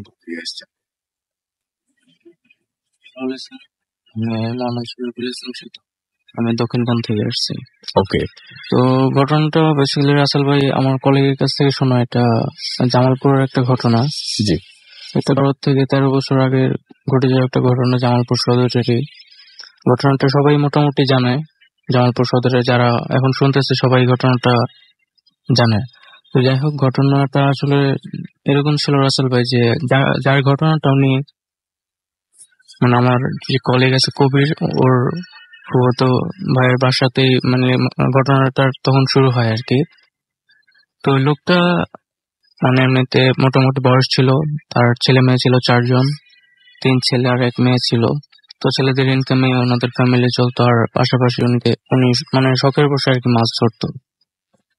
তো যাই হোক, মাছ ধরার জন্য রাসেল ভাই গ্রাম্য ভাষায় আপনাকে একটা পোকা ছিল, পোকা, সেটা ডিম ইউজ করা হতো। তো সেই পোকাটা ধরার জন্য উনি মাঝে মধ্যে বেরোতো। তো একদিনকার ঘটনা, সেদিন উনি সেই পোকাটা ধরার জন্য বের হয়েছে। তো বের হওয়ার পরে মোটামুটি অনেকক্ষণ খোঁজাখুঁজি করছে। তারপর আমাদের বাসা থেকে মাঠ আছে বড়, তো মাঠ পেরিয়ে ওখানে ঝোপঝাড় আছে, তো ওদিকে গেছে আর কি সেই ডিমগুলো খোঁজার জন্য। তো ওখানে যাওয়ার পরে মোটামুটি কিছুক্ষণ খোঁজার পর একটা গর্ত দেখতে পারছে। তারপর ওখান থেকে মানে 3টা ডিম কালেক্ট করছে, বাট ওগুলো মানে যে পোকার ডিমটার সাইজ যেরকম থাকার কথা সেরকম ছিল না। মোটামুটি আপনার কবুতরের ডিমের যেরকম সাইজ হয় ওইরকম সাইজ ছিল ডিমগুলোর। তো উনি তারপরেও ওগুলো মানে কিউরিওসিটি ছিল, সেটা নিয়ে ওনার যে আপনার গ্রামের মানুষ যে গামছা দিয়ে আপনার থলি বানায় মানে কোনো কিছু নেওয়ার জন্য, তো ওটা দিয়ে উনি থলি বানিয়ে ওই 3টা ডিমের সাথে সেটাতে কালেক্ট করে বাসার দিকে রওনা দিয়েছে আসার জন্য। তো আসার পথে যে আমার ওই কলিগ ছিল ওর ফুফাতো ভাইয়ের বাসায় প্রথম পড়ে, মাঠটা পেরিয়ে ওঠার জন্য ওই বাসাটি প্রথমে পড়ে। তো পড়ার পরে ওই লোক ওই বাসায় যায়, যাওয়ার পরে সরি রাসেল ভাই, একটা জিনিস মিস হয়ে গেছে যে মানে উনি এই ডিমটা নিয়ে যখন মানে ব্যাক করবে তো পিছে ঘোরার পরেই দেখে যে মানে একটা সাপ ফোনা তোলার তার দিকে দাঁড়িয়ে আছে, মানে আক্রমণ করতে, মানে সাপটার আক্রমণ করার ইচ্ছে, কিন্তু এই ডিমগুলো থাকাতে সাপটাও আক্রমণ করতে পারতেছে না। হয়তো ওনাকে আক্রমণ করলে ডিমগুলো পরে ভেঙে যেতে পারে বা নষ্ট হয়ে যেতে পারে, সেজন্য তো উনি সাপটাকে মানে কিছুক্ষণ কাটানোর চেষ্টা করছে, প্রথম অবস্থায় পারে নাই। তারপরে সাপটাকে কাটিয়ে উনি বাসার দিকে চলে আসতে না। তারপর তারপর ওই বাসাটা পড়ে, তো পড়ার পরে এই যে ওই কলিগের ফুফাতো ভাইয়ের মাকে মানে ব্যাপারটা বলে যে আমি এরকম ডিম কালেক্ট করে নিয়ে আসছি, তো মানে আসার সময় এরকম সাপটা ছিল, তো থাকা মানে সাপটা এরকম পরে মানে বলছে যে এগুলো আসলে সাপের ডিম, আপনি কাজটা এত ভালো করেন নাই, এটা আপনার ভালো নাও হইতে পারে। পরে যাই হোক উনি এটা কোনো পাত্তা দেয় না। তো উনি কি করছে, ডিম একটা নিয়ে প্রথমে ভাঙার চেষ্টা করছে। তো আসলে ওই ডিমগুলো মানে মোটামুটি একটু শক্ত ছিল, মানে উনি নর্মালি যতটুকু প্রেসার দিলে ডিম ভাঙার কথা ততটুকু প্রেসার দেওয়ার পরে ডিমটা ভাঙে নাই। তো মোটামুটি তার থেকে বেশি প্রেসার ক্রিয়েট করে মানে ডিমটা ভাঙছে। তো ভাঙার পরে মোটামুটি দেখছে যে মানে সাপের আকৃতি ভিতরে কিছু একটা আছে, মোটামুটি হয়েছে জিনিসটা, মানে এখনো ফুটে নাই পুরোপুরি ভাবে। তো উনি একটা ভাঙার পর যেহেতু দেখছে সাপের, উনি মানে ওনার ভিতরে আর কোনো মানে ফিলিংস নেই যে বাকি 2টা রেখেছে। ওই মহিলা ওনাকে বলছিল যে আপনার একটা যেহেতু ভাঙছেন বাকিগুলো রেখেছেন। তো উনি আর এটা কথাটা শুনে নেই, উনি 3টা ডিমে ভাঙিয়ে ফেলছে। তো ভাঙিয়ে বলার পরে তো বাসায় এসে পড়ছে। বাসায় আসার পরে রাতে মোটামুটি জ্বর আসছে ওনার। তো জ্বর আসার পরে পরের দিন থেকে আরো জ্বর, মোটামুটি অনেক জ্বর। এখন মানে তার জ্বর থাকার কারণে উনি একেবারে শুকিয়ে গেছে রাসেল ভাই। তো শুকিয়ে যাওয়া অবস্থায় মানে লাস্ট মানে যেদিন জ্বরটা উঠছে ওদিনকে রাতে উনি মানে দেখতে পায় স্বপ্নে যে সাপটা আমাকে দেখাইতেছে যে এটা নষ্ট করছো ডিম, তো আমিও মানে তোমারও এরকম ক্ষতি হবে, 3টা জিনিস আমি তোমার কাছ থেকে নিয়ে নেব। তো এরকম বলার পরে তোমার যে জ্বর ছিল উনি আর ব্যাপারটা কাউকে শেয়ারও করে না যে স্বপ্ন উনি কি দেখছে বা কি। তো উনি 1 সপ্তাহ টোটালি মানে ওই ঘটনার 1 সপ্তাহ পরে মারা যায়। তো মারা যাওয়ার আগের দিন ওনার ওয়াইফকে শেয়ার করে যায় ব্যাপারটা যে উনি স্বপ্নে এরকম কিছু দেখছে। তো শেয়ার করে যাওয়ার পর মানে ওনার যে ওয়াইফ ছিল মানে সে তখন মানে ভিতরে একটা ভয় ঢুকে যায়, যেহেতু মানে এরকম একটা কিছু হয়েছে। তো এখন ওনার হাজবেন্ড মারা গেছে, তো উনি মানে বলে গেছে যে 3 জনের এরকম ক্ষতি হতে পারে। তো এখন তো আরো মানে ফ্যামিলি আরো অনেক সদস্য আছে, তাদেরও ক্ষতি হতে পারে। তো যাই হোক রাসেল ভাই, মানে ওই লোক মারা যাওয়ার 40 দিনের মধ্যেই ওই লোকের বড় ছেলে যে ছিল, তো মানে ওর বড় ছেলে প্লাস ওনার কয়েকটা ফ্রেন্ড মিলে, তখন মোটামুটি একটু শীতকাল ছিল রাসেল ভাই। তো ওনারা মানে শীতকালে এই ব্যাপারটা মানে ওনারা কি করছে, আপনার রাত্রেবেলা বেরিয়ে ওই ওখানে এলাকায় আর কি তার চুরি করার জন্য, কারেন্টের তার চুরি করার জন্য রাত্রে বের হয়েছে। কারণ রাত্রেবেলা সবাই ঘুমায় পড়ে, লাইট ফ্যান অফ করে, তখন চুরি করলে মানে কোনো প্রবলেম হওয়ার বা ধরা খাওয়ার কোনো একটা চান্স থাকবে না। তো ওনারা তার এক পাশ থেকে কেটে মাঠের মধ্যে এক পাশ থেকে তারটা কাটছে, কাটার পর মানে যেভাবে হোক মানে কারেন্টের লাইনটা ওনাদের মানে অন্য পাশ থেকে লাগে 3জন ছিল টোটাল, 3জনই কারেন্টের লাইনে শকে একেবারে ওখানে রাত্রে মারা যায়। তো পরের দিন গ্রামের মানুষরা ব্যাপারটা দেখতে পারে যে আসলে এরকম তার চুরি করতে গিয়ে মানে তারগুলো পেঁচানো ছিল, গোছানো ছিল, চুরি করার পর ওগুলো পেঁচানো ছিল। প্লাস মানে পরের দিন মানে গ্রামের লোকরা বুঝতে পারে যে 3জনই কারেন্টে শর্ট করে রাতে মারা গেছে। তো মানে পুরো তাদের বডি যেখানে কারেন্ট লাগছে পুরোপুরি পুড়ে গেছিল একেবারে। তো যাই হোক এই ঘটনা যাওয়ার আরো কিছুদিন পরে তো ওই লোকের যে লোক মারা গেছে ওই লোকের ওয়াইফ, ওনার ছোট একটা মেয়ে ছিল। তো ওনার মেয়েকে ওনার নানির বাড়িতে পাঠিয়ে দেয়, যাও মানে ওখানে যে সেফ থাকে। তো ওখানে পাঠানোর 7 থেকে 8 দিন পরেই আসলে ভাই যে ঘটনাটা ঘটে, তো ওনাদের বাড়ির পেছনে এই মোটামুটি একটু হাঁটু পানির মতো পানি উঠে যায় বন্যার কারণে। তো ওই মেয়েটা ওখানে যায় আর কি চাপাচাপি করার জন্য। তো যাওয়ার পরে এই আপনার সকাল 10টা 11টার দিকে যায়। তো যাওয়ার পর দুপুর হয়ে গেছে, বিকেল হয়ে গেছে, এখনো আসতেছে না। তো বাসার মানুষ মানে বাসার ওইদিকে খোঁজাখুঁজি করার পরে পরে ওখানে ছোট মেয়েকে মানে পায় যে ঝাপাঝাপি করতেছে, কিন্তু মানে যায় যেটা দেখে যে ওর মেয়েটার মানে মাথাটা পানির মধ্যে ঢোকানো থাকে, মাথাটা পা উপরের দিকে থাকে। তো ওইটা দেখে মানে পরে মহিলা ভয় পায় যায় আরো অনেক। তখন বুঝতে পারছে যে আসলে তিনজনই এরকম ঘটনা এরকম ঘটার কথা ছিল। ওনার হাজবেন্ড মারা গেল, তারপরে ওনার ছেলে, তারপর ওনার মেয়ে, তারপরে আসলে তিনজনকে ওনাদের বাসাতেই এক সিরিয়ালে কবর দেওয়া হয়, তিনজনকেই। তো এই ঘটনাটা ঘটার পরে মানে এলাকার মানুষ মানে দিনের বেলা তো দরকার ছাড়া যেত না, রাতের বেলা ভুলো মানে ওদিকে আশেপাশে যেত না আর কি কেউ। তো এটা ছিল আর কি রাসেল ভাই অনেক ঘটনা। ধন্যবাদ আপনাকে। আমরা চলে যাই আমাদের পরবর্তী ঘটনা, এবং এখানে আমাদের একটা ইমেল আমরা দেখতে পাচ্ছি এখন। সেই ইমেলটা একটু পড়বো, এবং যিনি পাঠিয়েছেন তিনি হচ্ছেন, আচ্ছা তো তার নামটা পরে বলবো। রাসেল ভাই, আমার ঘটনা দয়া করে পড়ে শোনাবেন। রাসেল ভাই, আমি জানি আপনি সব সময় ভালোর দলে, তাই জিজ্ঞেস করলাম না কেমন আছেন। আমার নাম শফিকুল ইসলাম, আমি পেশায় একজন মাইক্রো বাস ড্রাইভার। আমার বাসা কুষ্টিয়া জেলার উজান গ্রাম, এই গ্রামে। আমি আজ আপনাদের সঙ্গে আমার জীবনে ঘটে যাওয়া একটি সত্য ঘটনা শেয়ার করব। কথা না বাড়িয়ে সরাসরি আমার ঘটনায় চলে যাই। এটা 2014 সালের কথা। আমি এবং আমার কয়েকজন বন্ধু মিলে ঠিক করলাম যে আমরা স্বপ্নপুর বেড়াতে যাব, এবং যথারীতি আমরা যাওয়ার জন্য মন স্থির করলাম, এবং আমরা মোট 7 জন বন্ধু হলাম। এবং আমরা যখন গিয়েছিলাম তখন মাঘ এবং ফাল্গুনের মাসের মাঝামাঝি সময়, খুব গরমও নয়, ঘুরতে যাওয়ার একদম পারফেক্ট সময় ছিল। এই সময় বেশিরভাগ মানুষ বেড়াতেও যায়। তো যাই হোক, আমরা যথারীতি সবাই আমাদের উজান গ্রাম বাজারে এসে একসাথে জড়ো হলাম, এবং জড়ো হওয়ার পরে আমরা গাড়িতে উঠলাম। যখন গাড়িতে উঠলাম তখন বাজে ঠিক 7:30টার মতো। তো আমি গাড়ি স্টার্ট করলাম। আমরা যখন কুষ্টিয়া পৌঁছালাম তখন বাজে 8টা কি 9টার মতো। গাড়িতে তেল কম ছিল, তাই আমি কুষ্টিয়ার একটা ফিলিং স্টেশন থেকে তেল লোড করলাম, এবং তেল নেয়ার পর সবাই শহরের ভেতর আসলাম, এবং কুষ্টিয়ার মজমপুর গেট থেকে একটা হোটেলে খাওয়া দাওয়া শেষ করে আবার চলতে শুরু করলাম। তখন প্রায় 10:30টার মতো বাজে। তো আমরা একটা সময় নাটোর পৌঁছালাম। বলে রাখা দরকার যে কুষ্টিয়া থেকে নাটোর পৌঁছাতে সময় লাগে 2 ঘন্টার মতো। তো আমরা যখন নাটোর পৌঁছালাম তখন আনুমানিক 12টা কি 1টা বাজে, এবং নাটোর শহর থেকে কিছু দূরে যেতেই একটা খোলা মাঠ পড়ে। মাঠটি আনুমানিক 3 থেকে 4 কিলো হবে। যাই হোক, আমরা যখন মাঠের ঠিক মাঝামাঝি, তখন হঠাৎ আমার গাড়িটা বন্ধ হয়ে যায়। আমি রাস্তার এক পাশে গাড়িটা সাইড করি। তখন গাড়ির ভেতর সবাই ঘুমাচ্ছিল, শুধু আমার ড্রাইভিং সিটের পাশে, অর্থাৎ আমার পাশে আমার যে বন্ধু ছিল সে বাদে। তো আমি বাকিদের ডেকে তুললাম, ওরা উঠলো। তো আমি গাড়ি ঠিক করার জন্য চেষ্টা করতে লাগলাম, কিন্তু ঠিক হচ্ছিল না, কারণ একটা নাট খোলা রেঞ্জ আমার কাছে ছিল না। আমি রাস্তার ওপর দাঁড়ালাম, এবং অন্য কোনো গাড়ি আসলে সাহায্য নিব, কিন্তু গাড়ি আসলেও কেউ থামায় না, কারণ মাঠ আমাদেরও ভয় করতে লাগলো। যাই হোক, টুল বক্স ঘাটতে ঘাটতে অবশেষে রেঞ্জটি পেলাম, গাড়িটা ঠিক হলো। তো আমরা আবার রওনা হলাম। গাড়ির স্পিড ছিল 40-এর মতো, কিন্তু হঠাৎ আমার গাড়ির স্পিড অটোমেটিক বাড়তে লাগলো, কিন্তু আমি স্পিড বাড়াচ্ছিলাম না। মনে করলাম হয়তো ঘুম চলে আসছে, তাই পিক আপে বেশি চাপ পড়ছে, তাই আমি স্পিড কমানোর চেষ্টা করলাম। আমি অ্যাক্সিলারেটর থেকে পা সরিয়ে নিলাম, কিন্তু আশ্চর্য, স্পিড কমে না, বরং বাড়ছে।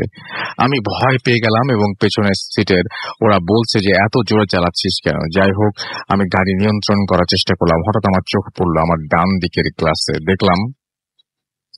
দেখলাম যে গাড়ির পেছনে সাদা কি যেন একটা বসে আছে। আমি খুব ভয় পেলাম। যাই হোক, আমি কোন রকমে গাড়িটা নিয়ন্ত্রণ করলাম, এবং আমি গাড়িটি থামালাম, এবং গাড়ি থেকে নামলাম। কিছু দেখতে পেলাম না। ওরাও নামলো, বললো যে গাড়ি থামালি কেন। আমি সব বললাম। ওরা বলল, রাত জেগে গাড়ি চালাচ্ছিস, এই জন্য হয়তো চোখে ভুল দেখছিস। আমরা আবার যথারীতি চলতে শুরু করলাম। কিছুক্ষণ পর জোরে একটা ঝাঁকুনি অনুভব করলাম। মনে হলো পেছন থেকে একটা গাড়ি এসে ধাক্কা মারলো, কিন্তু পেছনে কোনো গাড়ি নেই। এবার সবাই খানিকটা অনুভব করলো। হঠাৎ জোরে বাতাস বইতে লাগলো, কিন্তু আকাশে কোনো মেঘ ছিল না। হঠাৎ সামনে দেখি রাস্তার মাঝে একটা লাশ, মনে হচ্ছিল এইমাত্র অ্যাক্সিডেন্ট হয়ে গেছে। আমার পাশে সেও দেখেছে। আমি গাড়ি থামালাম, নেমে দেখি কিছুই নেই। যাই হোক, গাড়িতে উঠবো এমন সময় যা দেখলাম সেটা আরো অদ্ভুত। সেটা দেখে আমি দেখি যে আমার চাকার নিচে সেই লাশটি, যার মাথা নেই, গাড়ির চাকার সাথে মিশে আছে এবং এবং এবং মনে হচ্ছিল যে এই মাত্র অ্যাক্সিডেন্ট হয়েছে। আচ্ছা, এবং এবং আমি চিৎকার দিলাম। আমার চিৎকার শুনে বাকিরা নেমে আসে, তারাও একই ঘটনা দেখলো। দোয়া দুরুদ যে যাই পারে চোখ বুঝে তাই পড়া শুরু করলাম। তারপর চোখ খুলে দেখি কিছুই নেই। তো আমরা রওনা দিলাম। এক সময় আমরা আমাদের গন্তব্যে পৌঁছালাম, কিন্তু সেই রাত্রের ব্যাখ্যা আজও জানতে পারিনি। এই ছিল আমার ঘটনা। ভালো লাগলে পড়ে শোনাবেন। আরো একবার নামটা বলে দিচ্ছি, যিনি লিখেছেন তিনি হচ্ছে মোহাম্মদ শফিকুল ইসলাম, এবং তিনি এই ঘটনাটি পাঠিয়েছেন আমাদেরকে। আশা করছি আপনাদের সবার এই ঘটনাটি অনেক ভালো লেগেছে। আমরা চলে যাব আমাদের পরবর্তী অতিথির কাছে, এবং আপনার নামটা আমরা একটু শুনবো, এবং আমি জানতে চাইবো যে আপনি কোথা থেকে এসেছেন। তারপরে চলে যাবো আপনার ঘটনায়। রীতি, আমি দক্ষিণখান থেকে আসছি। বলেন। যে আমার ঘটনাটা মূলত আমার এক মামার কাছ থেকে শোনা, মামার ফ্রেন্ডের ঘটনা। ওই ফ্রেন্ডের নাম হচ্ছে পুষ্পা রায়। তো ওনাদের নারায়ণগঞ্জে ওনার শ্বশুর বাড়ি, নিজেদের বাড়িতে থাকে ওনারা। তো ওনার শ্বশুর, ওনার শাশুড়ি, তারপর ওনার 2 দেবর আর ননদ, ওনারা থাকে ওই বাড়িতে। বলেন। বাড়িতে 4টা রুম আছে। তো ওই রুমের মধ্যে এক রুমে ওনারা হাজবেন্ড ওয়াইফ থাকে, অন্য রুমে ওনার শাশুড়ি থাকে, তারপরে অন্য 2 রুমে দেবরা থাকে, আর এক রুমে থাকে ওনার ননদ। তো এভাবে ওনারা তো নতুন বিয়ে হয়েছে, বিয়ে হওয়ার প্রায় কিছুদিন পরে ওনারা মানে বেশ ভালোভাবে কাটতেছিল, কিন্তু প্রায় বছরখানিক পরে একদিন ওনার হঠাৎ করে ঘুম ভাঙে।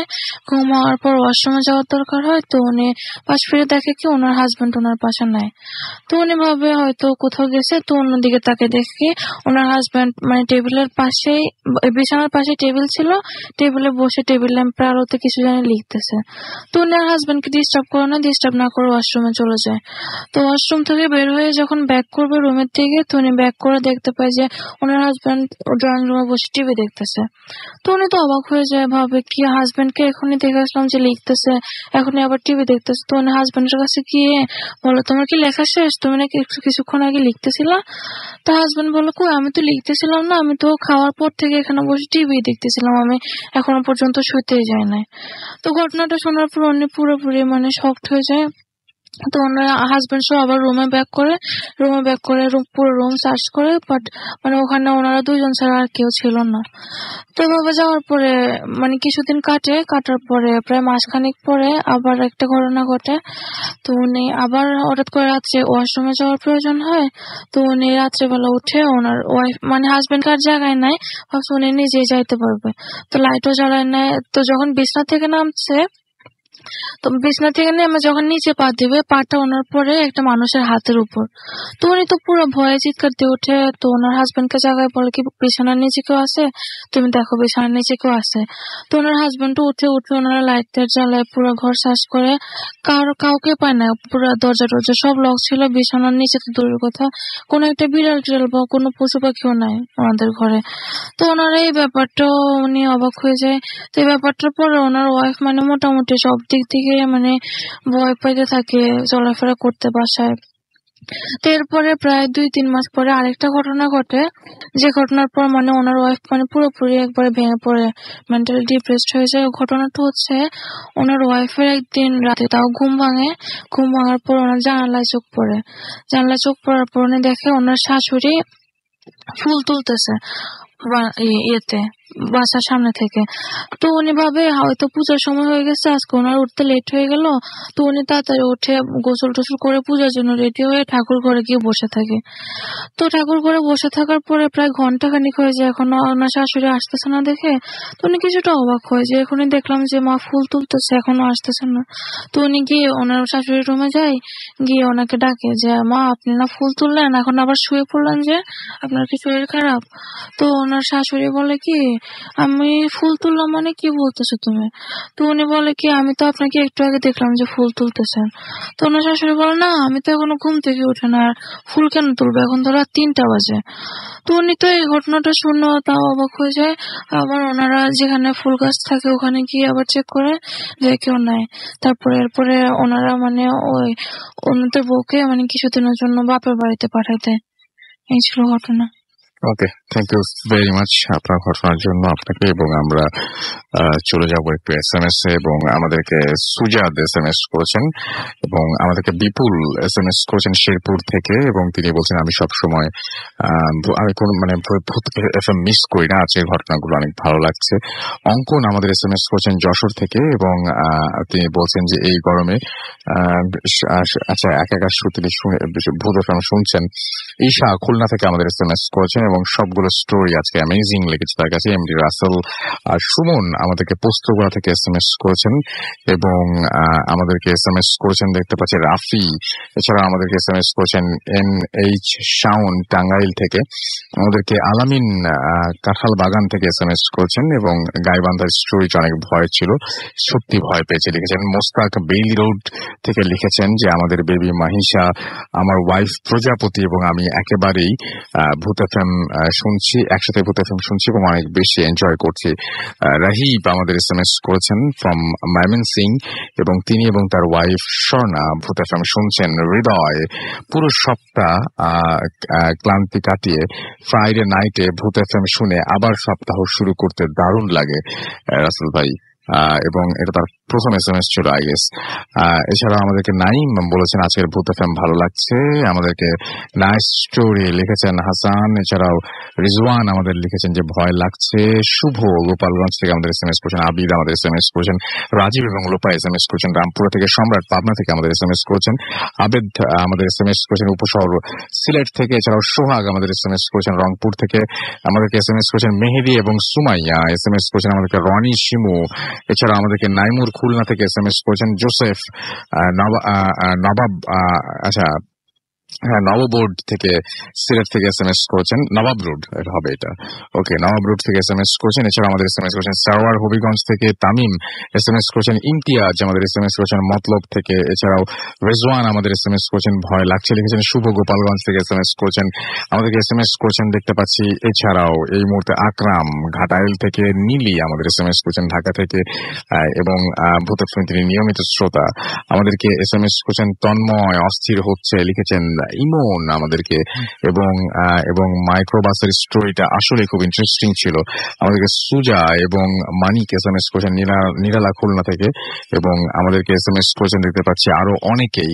তো যদি আপনারা যারা SMS করতে চান তারা SMS করতে পারেন। মোবাইলের মেসেজ অপশনে গিয়ে টাইপ করুন ফুর্তি FORTI ফুর্তি, স্পেস দিয়ে লিখুন আপনার নাম, স্পেস দিয়ে আপনার মেসেজ পাঠিয়ে দিন 9840 নাম্বার। যারা আমাদের ইমেল করতে চান আমাদের ইমেল অ্যাড্রেস হচ্ছে bhutfm@radiofurti.fm, which is BHWFM@RADIOFORTI.FM। আপনার নাম, ঠিকানা এবং ফোন নাম্বার সহ আপনার জীবনে ঘটে যাওয়া বা আপনার জানা সেরা ঘটনা লিখে পাঠিয়ে আমাদের কাছে। ঘটনার শুরুতে অবশ্যই উল্লেখ করবেন যে ঘটনাটি আপনি স্টুডিওতে এসে শেয়ার করতে চান নাকি আপনি চান আপনার ঘটনা আমরা পড়ে শোনাই। আর যারা দেশের বাইরে আছেন তারা সরাসরি কিন্তু অডিও ক্লিপ পাঠিয়ে দিতে পারেন। এবং আমরা চাই পৃথিবীর সমস্ত হন্টেড প্লেস গুলো সম্পর্কে জানতে, যেগুলো ইন্টারনেটে পাওয়া যায় সেগুলো না, আপনার কাছ থেকে দেখা।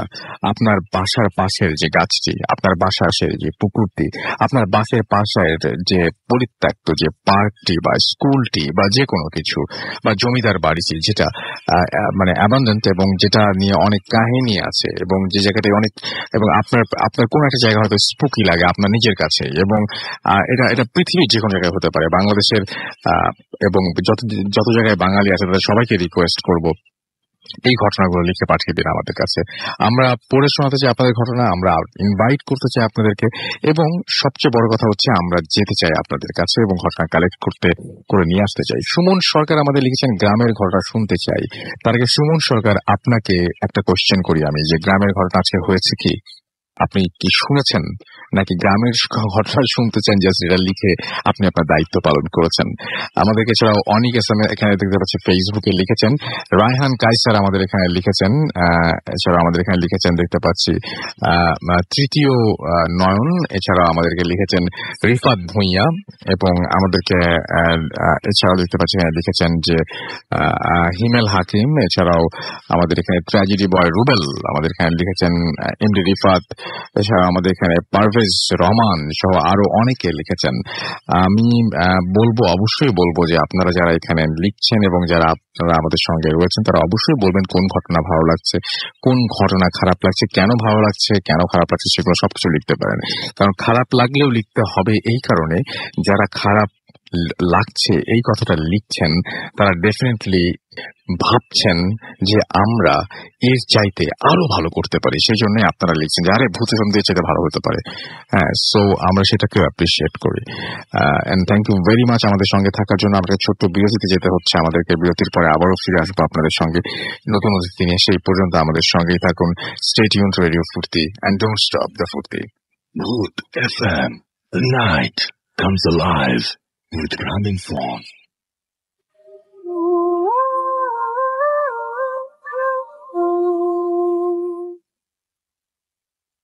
The night comes alive with Graminphone. শুনছেন সবসময় রেডিও ফুর্তির 8.0 FM। আমি রাস্তার সাথে। যারা ফেসবুকে আমাদের সাথে কানেক্টেড থাকতে চান তারা চলে যান www.facebook.com/radio.furti and www.facebook.com/sam.russell এই দুটো অ্যাড্রেসে আমরা চলে যাচ্ছি আমাদের আবারও দ্বিতীয় অতিথি, যিনি গাইবান্ধার একটা ঘটনা বলেছিলেন এবং আপনাদের প্রচুর প্রশংসা পাচ্ছি আমরা সেই ঘটনার জন্য। আমরা চলে যাচ্ছি তার কাছে। জি প্লিজ আপনার নামটা আরেকবার। আমি নামটা আরেকবার বলছি, আমার নাম আলমগীর সরকার। আমি আসছি পূর্ব জুরাইন থেকে। আমি ঘটনা চলে যাচ্ছি।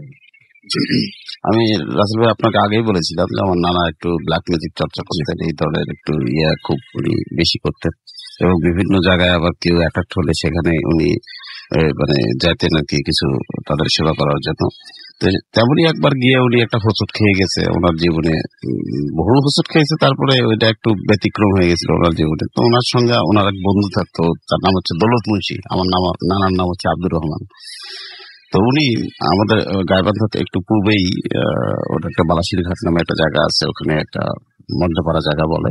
তো ওইখানে একটা লোক, মানে তাদের আত্মীয়র মধ্যেই, তো ওই লোকটা মাছ মারতে গিয়েছিল আর কি, নদী ছোট্ট একটা নদী আছে আমাদের কাছে ওখানে। তো সে মাছ মারতে গিয়ে ওই পলাই আর কি জাতীয় ওই যে সাপ দিয়ে যে মারে, উনি যখন কয়েকটা সাপ দেওয়ার পরে একটা নাকি মাছ হাতে লাগছে আর কি, এটা খুঁজে দেখে টাকি মাছের মতো একটা মাছ, বেশ বড় সড়ো।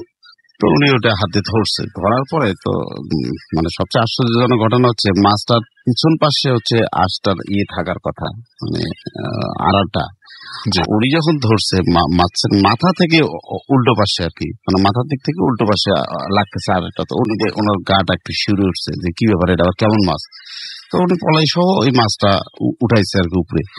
উঠে দেখে রাসেল ভাই যে উনি মানে লগে ওখানে মানে ফ্রেন্ড হয়ে গেছে, যে উঠে দেখে যে মানুষের মতো চোখ, মানে ওই মাছটার যে মানুষের মতো চোখ তার দিকে তাকায় আছে। এই দেখে উনি ওখানেই কিছুক্ষণ পড়ে গেল। তো পড়ে যাওয়ার পরে তারপর লোকজন মাছ তোর দলে মিলে মাছ মারে, লোকজন সবাই বললো কি ব্যাপার পড়ে গেল, এসে তাকে হুস করালো। তো করার পরে তাকে জিজ্ঞাসা করলো যে তোর এরকম হলো কেন। তো বললো যে আমি হঠাৎ করে মাছ ধরতে গিয়ে দেখি যে এই ঘটনা, আমি মাছটা উঠায় দেখি যে মানুষের মতো চোখ। আমি তখন তড়িৎ গতিতে মাছটা ফেলাই দিই নদীতে, তখন দেওয়ার পরে আর আমি আর কোনো হুঁশ নেই। একটা সময় সবাই মানে বিষয়টা এখানে শেষ হলে পারতো, কিন্তু হয়নি। তো ওই লোকটা দেখা গেল যে কিছুদিনের মধ্যে তার শরীর শুকানো শুরু হলো, মানে এমন শুকানো যে মানে ডায়াবেটিস হলে তো একটা মানুষের এক ধরনের শুকায়, কিন্তু এটা এই শুকানোটা সেই শুকানো না, মানে আস্তে আস্তে মনে হচ্ছে যে ওনার কলিজা রক্ত পিণ্ড মানে সবকিছু খুলে খাচ্ছে, এরকম পরিস্থিতি। তো একটা সময় যখন মানুষ মনে করছে যে বহু ট্রিটমেন্ট করছে, আশপাশে অনেক ডাক্তার কবিরাজ বহু ট্রিটমেন্ট করছে, কোনো কাজে আসেনি। তো একটা সময় তখন ওই আমার নানার খবর পেয়ে গেল, নানাকে নিয়ে আসলো যে ওরা যেহেতু দুইজন বন্ধু বান্ধব মিলিয়ে কাজটা করে, আমার নানা আর ওই দৌলত মুন্সি মানে তার সাথে যে তার বন্ধু, তো ওনারা দুইজন ওই মানে সাইকেল নিয়ে বিভিন্ন জায়গায় এইভাবে ট্যুরে গিয়ে গিয়ে কাজটা করতো। তো সাইকেল নিয়ে ওরা চলে গেছে ওখানে গিয়ে রাত্রেবেলা। আপনার ওখানে আবার একটা ফুলবান্দি জায়গা আছে, বেশ বিশাল বড় গাছ গাছরা, একটা বড় ধরনের একটা মরাচাক করা ঘরও আছে ওখানে, ডোমের ঘর। তো সব মিলে ওনারা যখন ওই বাড়িতে গিয়ে পৌঁছার পরে তো রোগী তখন মোটামুটি একদম মানে মানে একদম বিছানা শয্যা হয়ে গেছে, মানে শয্যাবিহীন হয়ে গেছে। তো লোকজন, তো কিছু মহিলা তাকে ওই ঘরের মধ্যে ওই তাকে চিৎ করে শোয়া, তার পায়ে সরিষার তেল দিয়ে ইয়ে করতেছে, মালিশ করতেছে, আর ওই একটা কুপি জ্বালায়, লাভ জাতীয় জ্বালায় তার সামনে করে রাখছে। মহিলারা মোটামুটি তাকে ই করতেছে। আর আমাদের ওখানে মানে একটা জিনিস হলো যে তুলারাশির জাতকের কিছু একটা লোক থাকে যে তাদেরকে পাতা বলে আর কি আমাদের দেখি। তো ওটা দিয়ে আসন করা হয় তাকে দিয়ে, মানে ওই সলভ করার জন্য। তো তখন আমার এই নানা তার বন্ধু মিলে ওই লোকটাকে তখন ওই তার হাতে সরিষার তেল লাগাই দিয়ে তাকে আসন দিয়ে দিছে, দিয়ে এখন মানে তাকে সলভ করবে।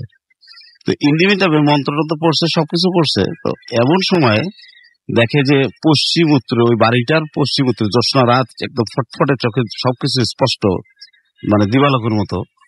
কিন্তু ওই পশ্চিম আর উত্তর পাশে দেখে ওই কোনাসে দিয়ে একটা বাঁশঝাড় আছে ওনাদের, ওই বাড়ির ওই এলাকার বাঁশঝাড় ছিল। তো দেখে যে হঠাৎ অন্ধকার, মানে এমন এক অন্ধকার অবস্থা পরিবেশ বিরাজ হলো যে মানে যে এখনই দেখা যাচ্ছে সব দিকেই দিনের আলোর মতো চাঁদের আলোটা, আর অথচ ওই জায়গাটা কেন কালো হয়ে গেল। হঠাৎ কালো অন্ধকার হয়ে একটা পাক দিয়ে ওই বাঁশের ঝাড়ের একদম বিশাল করে একটা বাতাসটা জুড়ে তারপরে এসে ওই পাতাটা, যে আসন দিছে যে লোকটারে, পাতাটা তাকে উঠায় একটা আছাড় দিল। এমন আছাড় দিয়ে দিছে, তার নানা বললো যে তার এক জিভা বের হয়ে গেছে, অনেকটা এরকম পরিস্থিতি। তো ওরা তো মনে করছে তো মরে গেছে। তারা দুইজন করছে কি, দুই বন্ধু মিলে এখন মানে পটলাবাটলি গুছাইতেছে যে এখন পালানো ছাড়া তো বুদ্ধি নেই, মনে করছে এ তো মরে গেছে। তো যাই এখানেও ঘটনাটা শেষ হলে পারতো। তো সবচেয়ে যে বড় দুঃখজনক ঘটনা হলো যে ওই পাতাটারে ওখানে ফেলায় দেওয়ার পরে ওখান থেকে একটা অবয়বের মতো, একটা বাতাসের মতো একটা দ্রুত গতিতে ওই যে রোগীটা যেখানে ছিল, যে ঘরটাতে তাকে পাহারা দিচ্ছিল মহিলারা, ওই রোগীর ঘরে গিয়ে একটা বাতাসের মতো, পরে মহিলারা তখন তাকে বলছে, মানে নানারা যেটা জানছে পরে, যে ওই মহিলাদেরকে হঠাৎ করে একটা বড় বললো একটা বাতাস অনুভব হলো, একটা আসলো, এসে একটা অবয়বের মতো একটা লম্বা, মানে 43 ফিট, মানে মনে হচ্ছে টিনের চাল ভেদ করে যেন মনে আকাশের মতো উপরে উঠে গেছে, এরকম একটা অবয়ব। তার ঠিক পাটা ওই লাশ, যে লোকটাকে আর কি রোগী, মানে যে লোকটাকে চিৎ করে শোয়ায় যে তাকে ইয়ে করছে, ওই তার গলা বরাবর একটা পা এমন চাপ দিল, ওটার সাথে সাথে ক্যাচ করে উঠে মারা গেল। এই চিল্লাপালা মহিলারা সব কান্নাকাটি শুরু করছে যে মারা গেল এই করতে করতে পরে একটা সময় নানা আর ওই সেই দৌলত মুছি, ওনারা দুইজন সাইকেল নিয়ে রাসেল যেই পরিমাণে দৌড়ানি দিছে, মানে জীবনে আমরা এরকম কোনোদিন ভয় পাইনি, যা আমাদের জীবনে এইরকম ভয়।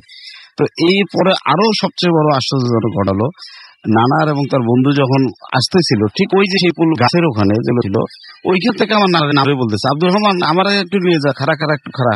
কিন্তু এত আমরা 5-7 মাইল দূরের এলাকা থেকে আসছি এখানে একটা ইয়ে করতে, এখানে আমাদের চিনলোকে। তো নানার দৌলত মুন্সি তাকে বলতেছে পিছনের দিকে তাকাস না, তাড়াতাড়ি দৌড়া। নানা পিছনে ছিল তো এখন এত জোরে সাইকেল বলা চালাচ্ছে, নানার যে সম্পূর্ণ শরীর ঘেমে, মানে তার শরীরে যত শক্তি ছিল এই শক্তি দিয়ে সাইকেল চালাচ্ছে, বাট মনে হচ্ছে যে সাইকেল আগাচ্ছে না। কিন্তু ওদিক থেকে আবার বলতেছে যে আব্দুর রহমান আমরা নিয়ে যা খারাপ। এই করতে করতে যখন সে দাঁড়ালো না, তখন বললো বেটা বাঁচিয়ে গেলি, তখন কবিরাজি আজকে মানে শিখাইতাম যে কেমনে কবিরাজি করিস তোরা, এই কথা বলে তখন এই নানা তো ওরা দুইজন দৌড়তে সামনে একটা বাড়ি পেয়ে কোন রকমের বাড়িতে যা বসে ডাক দিয়ে বলছে ভাই আমাদেরকে একটু পানি খাওয়ান, বলেই ওখানে পড়ে গেছে নানা, দুইজনের সেখানে। এই তারপরে পরে সকালবেলা খবর টোর পেয়ে তো আমাদের এলাকা থেকে লোকজন গেল, যা আমরা পরে আমাদের নিয়ে এসছে। এই ছিল আমার মোটামুটি ঘটনাটা। ওকে, অনেক ধন্যবাদ আপনাকে। আমরা আমাদের পরবর্তী ঘটনায় যাই, তারপরে আমরা এসএমএস এবং অন্য সবকিছুতে আসি। আপনার নামটা প্লিজ একটু বলবেন, আমরা এবং আপনি কোথা থেকে এসেছেন সেটা একটু আমাদেরকে বলেন। জি ভাইয়া, আমি মোহাম্মদ আনাস, আমি মগবাজার থেকে এসেছি। জি। তো ভাইয়া আমি সরাসরি আমার ঘটনা চলে যাচ্ছি। আমার গ্রামের বাড়ি সিলেট, যদিও আমি মানে সিলেটে তো আমার একটা যাওয়া হয় না, তো আমি দুবার গেছি সিলেটে, একবার আমার মা বাবার সাথে এবং লাস্ট বার যাই আমার ফ্রেন্ডসদের সাথে। তো ভাইয়া ঘটনাটি অ্যাকচুয়ালি আমার ফ্রেন্ডসদের সাথে যাওয়ার পরই হয়। ঘটনাটি এমন ছিল যে ভাইয়া ফ্রেন্ডসরা হলে আর কি যা হয় যে নর্মালি আমরা মজা টজা করি।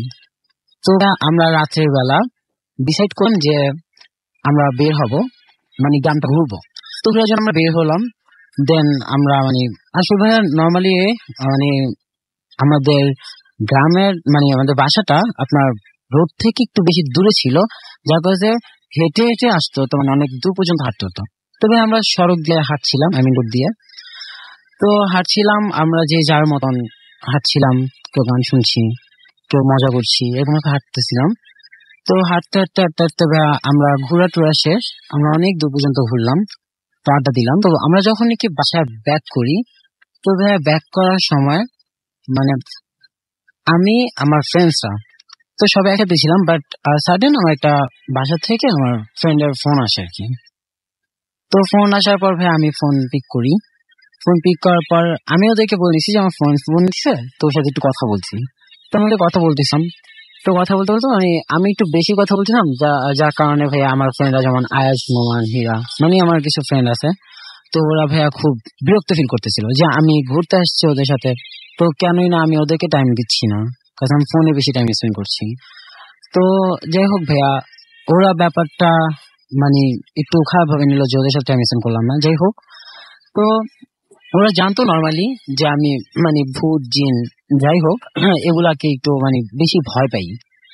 তো ভাইয়া আমি ভয় পাই, তো ওরা জানতো যে ভয় পাই, তো ওরা যদি মানে উল্টা পুল্টা কিছু করে বা যদি ফানও করে তাহলে আমি ব্যাপারটা সিরিয়াসলি নিয়ে নেব। তো যাই হোক বাবা, ওরা আমার ভয় দেখাইছে। তো ভাইয়া ফার্স্ট অফ অল যখন ওরা মানে ফার্স্টে ভয় দেখাইছে, তখন আমি বুঝতে পারছি যে না, ফ্রেন্ডরাই ফান করতেছে, তো ওইরকম ভাবে ব্যাপারটা নেওয়ার কিছুই নেই। বাট ভাইয়া মানে রাস্তাটার কিছু ডিসক্রিপশন দেই। মানে আমরা যে রোডে হাঁটছিলাম, এর দুপাশেই ছিল মানে এক পাশে ধান ক্ষেত এবং এক পাশে একটা নদী ছিল ভাইয়া, বিশাল এক নদী। তো আসলে ভাই আমরা হাঁটতেছিলাম, তো তেমন এক অবস্থায় ওরা আমাদের ভয় দেখানোর জন্য কেউ কেউ মানে ধান ক্ষেতের এখানে চলে যাচ্ছে, কেউ কেউ গাছের পাশে চলে যাচ্ছে, কেউ কেউ বা আমার পিছনে পিছনে হাঁটতেছে, বিভিন্ন রকমের সাউন্ড করতেছে। তো ওরা এরকম করতেছে, তো ভাইয়া আমি ব্যাপারগুলো দেখতেছি, তো যার কারণে নর্মালি ছিলাম। কিন্তু ভাইয়া এক সময় আমি ফোনে কথা বলতে বলতে মানে ওদের বলছি যে ডিস্টার্ব করিস না, আমি একটু ফোনে কথা বলি। তো ভাই বলতে বলতে আমি মানে একটু বেশি সামনে গিয়ে যাই, যার কারণে মানে ওদের থেকে আমার ডিস্টেন্স একটু বেশি ছিল। তো ভাইয়া কাহিনীটা অ্যাকচুয়ালি সেখানেই হয় আর কি। তো আমার কাহিনীটা এটা ছিল ভাইয়া যে আমি হাঁটতেছিলাম, তো ভাইয়া পিছন থেকে ওরা ওই যে বললাম সাউন্ড করতেছিল।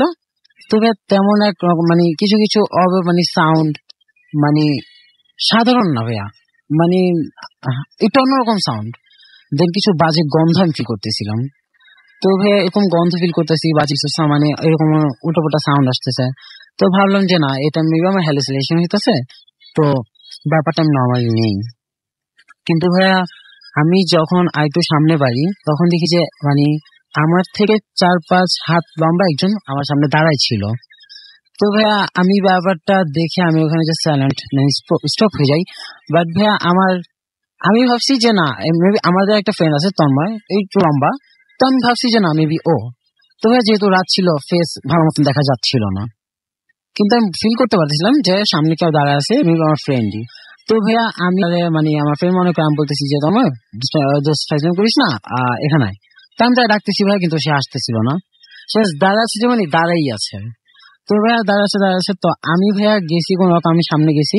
তো আমি যতই সামনে বাড়ি সে ততই পিছনে যায়, আমি যতই সামনে বাড়ি তার রাখার জন্য সে ততটাই পিছনে যায়। আবার আমি যখন পিছনে যাই তখন সে আমার সামনে আসে।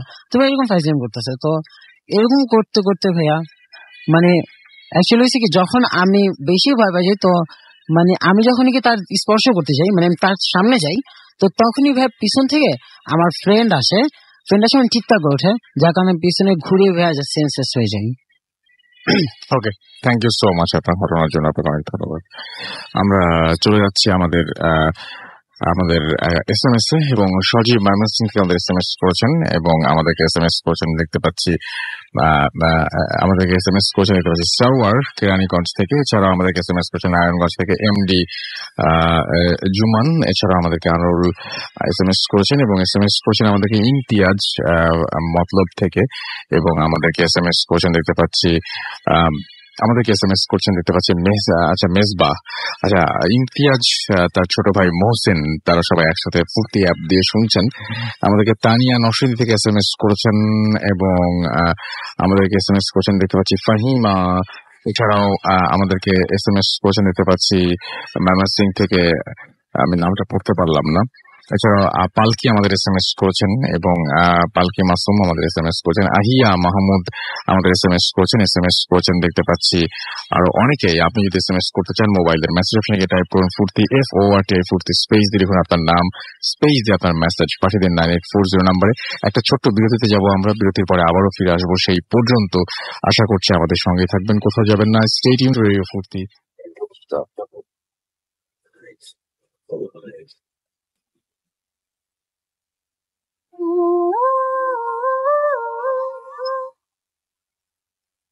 ওয়েলকাম ব্যাক, শুনছেন সবসময় রেডিও ফুর্তি 8.0 FM। আমি রাস্তাল আছি সাথে, এবং এখন আপনারা শুনছেন ভূত FM। আমি দেখতে পাচ্ছি যে আরো অনেকেই আমাদের সঙ্গে আছেন এবং লিখছেন তারা ফেসবুকে। আমাদের দেখতে পাচ্ছি যে এছাড়াও এখানে অনি আমাদের এখানে আছেন এবং আমাদের এখানে আছেন দেখতে পাচ্ছি আরাফাত মাহবুব আমাদের ফেসবুকে আছেন আমাদের এখানে। আপনার কথাগুলো বুঝি না আসলে কি বলতে চাচ্ছেন। এছাড়া আমাদেরকে দেখতে পাচ্ছি মাহবুব অনন্ত লিখেছেন নাইস স্টোরি। এছাড়াও আমাদেরকে দেখতে পাচ্ছি আলমগীর ভাইয়ের ঘটনাটা ভয়ঙ্কর লেগেছে, তারেক জামিন লিখেছেন এটা ফেসবুকে। আমাদেরকে দেখতে পাচ্ছি এছাড়াও দেখতে পাচ্ছি আমাদের এখানে সুব্রত বর্ষা শাওন আমাদের সাথে লিখেছেন এবং আমার সাথে লিখেছেন দেখতে পাচ্ছি এখানে মাসুম বিল্লাহ। এছাড়াও আরো অনেকেই, এমডি ফাওয়াদ পল্টন থেকে আমাদের পল্টন আমাদের এখানে লিখেছেন, তানিয়া আখতার আমাদের সাথে আছেন। এছাড়াও আমাদের সাথে রয়েছেন আরো অনেকেই ফেসবুকে দেখতে পাচ্ছি। এবং আপনারা যদি ফেসবুক পেজগুলো ভিজিট করতে চান চলে আসুন www.facebook.com/boothfm.russell and www.facebook.com/radio.furti। যাই হোক, আমরা ঘটনায় যাব এবং আমি দেখতে পাচ্ছি যে আমাদের যে ভূত এফএমের পেজ সেখানেও আল হাসান আমাদের এখানে লিখেছেন, অমৃত প্রীতম বণিক আমাদের এখানে লিখেছেন, জনি আহমেদ আমাদের এখানে লিখেছেন। আসলে আজকে যে ঘটনাগুলো রয়েছে সেই ঘটনাগুলো একটু রিভিউ করে ফেলি। আমরা যা এই মুহূর্তে আবার জয়েন করলাম তাদেরকে সাথে তাদের সুবিধার্থে একটু বলি যে হঠাৎ করে ধরুন যে প্রথম দিকের ঘটনা যদি আমরা ধরি, যে হঠাৎ করে আপনি ধরুন দেখতে পেলেন যে আপনার শরীরে কোনো একটা অনুভব করছেন, আপনি যে কোথাও চুল দিয়ে কেউ স্পর্শ করছে বা ঝুপ করে অনেকগুলো চুল এসে আপনার শরীরের উপরে পড়লো, কেমন লাগবে? এই গরমের মধ্যে হঠাৎ করে একটা অনুভূতি দিয়ে আপনি যদি জেগে ওঠেন ঘুম থেকে, বা এই মুহূর্তে আপনি যেখানে তাকিয়ে আছেন আপনার ঘাড়ের ওপরে যদি এরকম ভাবে একটা চুলের গোছা এসে পড়ে, আপনার কেমন লাগবে? ঠিক একই ভাবে আপনাকে জিজ্ঞেস করবো, যদি আপনি ওয়াশরুমে একটু পরে যাবেন, ওয়াশরুমের যে ছোট্ট যে জানলাটা রয়েছে সেখানে যদি আপনি দেখেন যে একটা পা ঝুলে আছে, দেখতে আপনার কেমন লাগবে? বা আপনার যদি মনে হয় যে আপনার পাশে কেউ শুয়ে আছে, আপনি যদি এটা অনুভব করেন, বা আপনার রুমের মধ্যে কেউ আছে, বা একটা তীব্র গন্ধ, যে গন্ধটা কোনোভাবে আপনি দূর করতে পারছেন না, কেমন লাগবে? এই ব্যাপারগুলো আমাদেরকে SMS দিয়ে জানাতে পারেন এবং এই বিষয়ের উপরে SMS করতে পারেন। আমরা ডেফিনেটলি সেটা পড়ে ফেলার চেষ্টা করবো। আপাতত আবারও চলে যাচ্ছে, আপনারা সবাই যেহেতু বলছেন বারবার করে, সো আমাদের দ্বিতীয় ব্যক্তির কাছে, এবং আপনার নামটা প্লিজ আরেকবার একটু বলবেন। আলমগীর ভাই, রাইট? সো আলমগীর ভাইয়ের কথা আপনারা যেহেতু বলছেন, শেষ ঘটনাটা শুনে আসছি আমার কাছ থেকে। জি, আরেকবার নামটা বলবেন প্লিজ। জি, আমার নাম আলমগীর সরকার। আমি এসেছি পূর্ব জোরাইন থেকে। তো রাসেল ভাই, ঘটনা তো প্রচুর আছে, যাই হোক আজকে একটু এটা বলি। তো আমি ঘটনা চলে যাই। এটা আমার সঙ্গে আমি জানি না কতটুকু ভৌতিক বা কতটুকু ইয়ে, কিন্তু আশ্চর্য লাগছে আমার কাছে একটু যে বিষয়টা কেন এরকম হলো। 1983-তে আমি প্রথম SSC পরীক্ষা দিই। তো কোনো এক কারণে আমার পরীক্ষাটা খারাপ হয়ে যাওয়াতে রেজাল্ট খারাপ হয়ে যায়। তো আমার বাবা ছিল একটু খুব রাগী লোক, আমি যথারীতি ভয়ে আর বাড়িতে যাইনি। রেজাল্ট খারাপ পেয়ে আমি ওইভাবেই স্টেশনে যাই, যে অবস্থায় ছিলাম, যেই কাপড়ে ছিলাম ওইভাবে স্টেশনে যাই। আমার পকেটে তখন 9 টাকা। তা আমি তখন স্টেশন থেকে একটা ট্রেন ধরে দিনাজপুরের উদ্দেশ্যে রওনা দিই। তো কাউনিয়া স্টেশন নামে আমাদের রংপুরের গাইবান্ধার মাঝামাঝি একটা কাউনিয়া স্টেশন আছে, ওই স্টেশনে তো নেমেই হঠাৎ ওই চেকারের হাতে ধরা পড়লাম। তো উনি বললো যে এই তুমি এই অবস্থায় কোথায় যাচ্ছ, কি অবস্থা? তো তখন স্টুডেন্ট ছিলাম, সাধারণত সভাপতি একটু ভয় পাতাম। তো তখন জিজ্ঞাসা করলাম, আমি বললাম যে আমি এরকম রেজাল্ট খারাপ হওয়াতে আমি একটু মানে ভয় পেয়ে গেছি, বাড়িতে যাব না, আমি এক জায়গায় চলে যাবো। তো বলছে, উনি রিকোয়েস্ট করে বললো যে না তুমি চলে যাও, আমাকে ব্যাক করালো। তো এই করতে করতে স্টেশনে অনেক সময় হতে রাত্রেবেলা আবার ব্যাক মানে স্টেশনে আমি ওই ট্রেনে আমি আবার গাইবান্ধার উদ্দেশ্যে আসতেছিলাম। তো হঠাৎ ওই কাউনিয়াগঞ্জের মাঝামাঝি একটা বামুননাগা স্টেশন আছে, আমার তখন মনে হলো যে এখানে আমার এক মামা আছে, মানে উনি একটা ওই সাতদিন ইউনিয়নের চেয়ারম্যান, তার ছেলে, উনি আমাদের এলাকা আমাদের বাড়িতে বেশ কিছুদিন কাউন্সিল ছিল। তো আমি তখন ওখানে নেমে গেলাম, ওই বামুননাগা স্টেশনে নেমে গেলাম। নেমে যাওয়ার পরে তখন আমি নেমে দেখি যে ওখানে তো গ্রাম দেশের ওই যে গ্রাম অঞ্চলের স্টেশন, কোনো বাতি নাই, ইটি নাই। তো তখন আমি ওই নেমে ওই সাতগিরি ইউনিয়নটাতে কথা একটু বলে নিই আগে, যে ওই স্টেশন থেকে যেতে প্রায় 2 কিলোমিটার হেঁটে যেতে হয়। তো যেতে পথে পরে নদীর ধার দিয়ে যেতে হয়, কিছু দূর গিয়ে একটা শ্মশান ঘাট হিন্দুপাড়া আছে, তারপরে হচ্ছে ওই ইউনিয়নে ঢুকতে হয়। তো সবচেয়ে বড় আমার ভয় ছিল ওই শ্মশান ঘাটটা নিয়ে।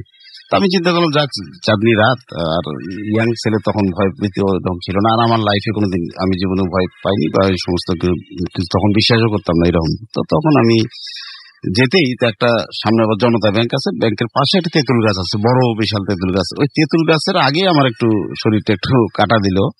তা আমি আবার ওই আমার যথারীতি সাহস করে এগুলাম।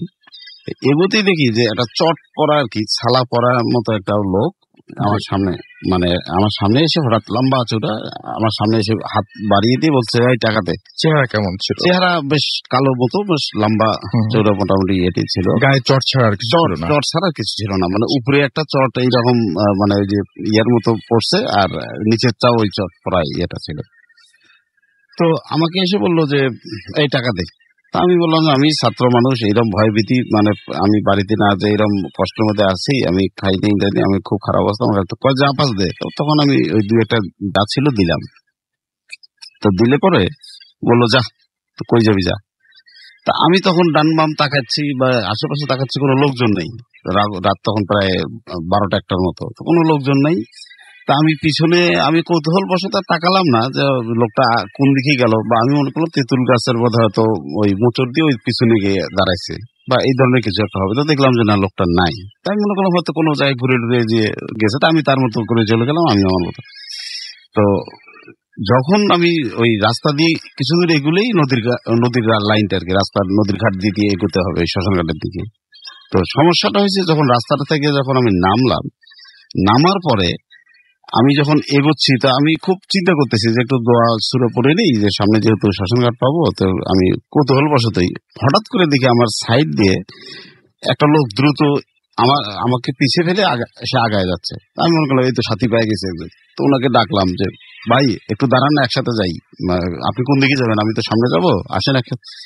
তো আমি গোংরানো একটা সাউন্ড, মানে মোটামুটি বুঝতে পারলাম সাউন্ডটা এইরকম, যে কথা না বলে আমার পিছু পিছে আসে, মানে এইরকম আয় পিছিয়ে পিছিয়ে আয়, মানে এইরকম আমি আমার মেমোরিতে বুঝতে পারলাম যে এইরকম ঘটনাটা কোথায় বললো উনি। তো যাই হোক, আমি ওই সাহসেই আমি যত জোরে আগাই, আবার উনি আমার চেয়ে তত দূর, মানে একটা ডিস্টেন্স থেকেই যায়, জি 5-7 হাত এরকম একটা ডিস্টেন্স থেকেই যাচ্ছে। আমি যত জোরে ওনাকে ধরার জন্য চেষ্টা করতেছি, উনি তত এগিয়ে যাচ্ছে। তো তখন আমি ওই যাতে যখন ওই শ্মশান ঘাটটার কাছে আসে, তো দেখলাম যে ওই লোকটা যখন আমার আসে, আমি তখন মনে করলাম আমার সাথে তো একজন লোকজন আছি, বাতাস টাতাস এইটি কিছুই ভয় পাচ্ছি না, আমি ডাইরেক্ট ওনার সাথে যাচ্ছি। তো যে ওই জায়গাটা পেরিয়ে তারপর যখন আমি সামনে ওই সাতগিরি ইউনিয়নে ঢুকবো, ঠিক ওখানে একটা 3টা রাস্তা আছে। একটা রাস্তা আমরা যেটা যাচ্ছি এটা সোজা চলে গেল, আর মাঝখান দিয়ে বাম পাশে ক্রস করে আমার ওই নানার বাড়িতে, ওই বাড়িতে যেতে হবে। তো আমি যখন ওই লোকটা যখন গেল, তা আমি ওই 3 মাথা থেকে আমি যখন টার্ন নিব বাম পাশে, ওই লোকটা সোজা গিয়ে দেখি যে বাঁশের ঝাড় একটা ছোটখাটো একটা বাগান মতো আছে, তো দেখি ওই লোকটা ওই দিকে যাচ্ছে। তাই বললাম যে ওখানে তো কোনো বাড়ি নেই, ওখানে যাবে কেন? তো দেখি ওই জায়গায় যাওয়ার পরে আর লোকটা দাদা আমি কোনো খবরই পেলাম না। পরে আমি আস্তে করে বাম পাশে টান নিয়ে চলে গেলাম আমার নানার বাড়িতে, যা আমার মামাকে নানাকে ওদেরকে ডাকে উঠাইলাম। ওরা বলে এত রাত্রে তুই কিভাবে আসলি, এত শ্মশান ঘাট এত নদীর ঘাট কিভাবে, কি ঘটনা? তখন আমি নানাকে বললাম যে না আমি ভয়ও পাইনি, আবার অদ্ভুত একটা ঘটনা আমার কাছে কেন যেন মনে হলো যে একটা লোক আমাকে একটা প্রথমত পাগল একটা তেঁতুলের গাছের নিচে আমাকে আমার কাছ থেকে টাকা চাইলো, আমি টাকা দিলাম। এরপরে একটা লোক আমাকে এইভাবে আনলো, মানে আমি তার সাথে আসলাম, কিন্তু তার চেহারাও দেখলাম না, কথাও বললো না, পুরো রাস্তায় আমাকে গার্ড দিয়ে নিয়েছিল। বা আমি তাকে জিজ্ঞাসা করলাম ভাই কই যাবেন, খালি এইটুকুই বললো যে আমার পিছিয়ে পিছিয়ে কথা না বলিয়ে। তো এই লোকটা এই ভাষা ছেড়ে দিয়ে গেল। ওদিকে কোনো বাড়ি আছে পিছনে? কয় না ওখানে নেই। ওখানে তাহলে কত তুই বেঁচে গেছিস? আমার নানা বললো যে তুই তাহলে বেঁচে গেছিস, যে তোকে কোনো একটা ভালো জিন তোকে হয়তো ওই ওখান থেকে ফলো করে তোকে মানুষের মতো করে নিয়ে আসছে, নাহলে তোর বিপদ হতে পারতো নদীর ঘাটে অথবা শ্মশান ঘাটে। তো পরে আমি তো বাঁচলাম, এই ছিল আমার ঘটনা আর কি। অনেক ধন্যবাদ আপনাকে আপনার ঘটনার জন্য। এবং আমি দেখতে পাচ্ছি এখন আমাদেরকে অনেকে SMS করছেন। আশিক এবং তার ওয়াইফ অর্পিতা আমাদের খুলনা থেকে SMS করেছেন, উজ্জ্বল আফসান আমাদেরকে SMS করেছেন, এছাড়া SMS করেছেন মিন্টু এবং পার্থ খুলনা থেকে, ডুমুরিয়া থেকে তারা SMS করেছেন। এবং আমি দেখতে পাচ্ছি এছাড়া আমাদের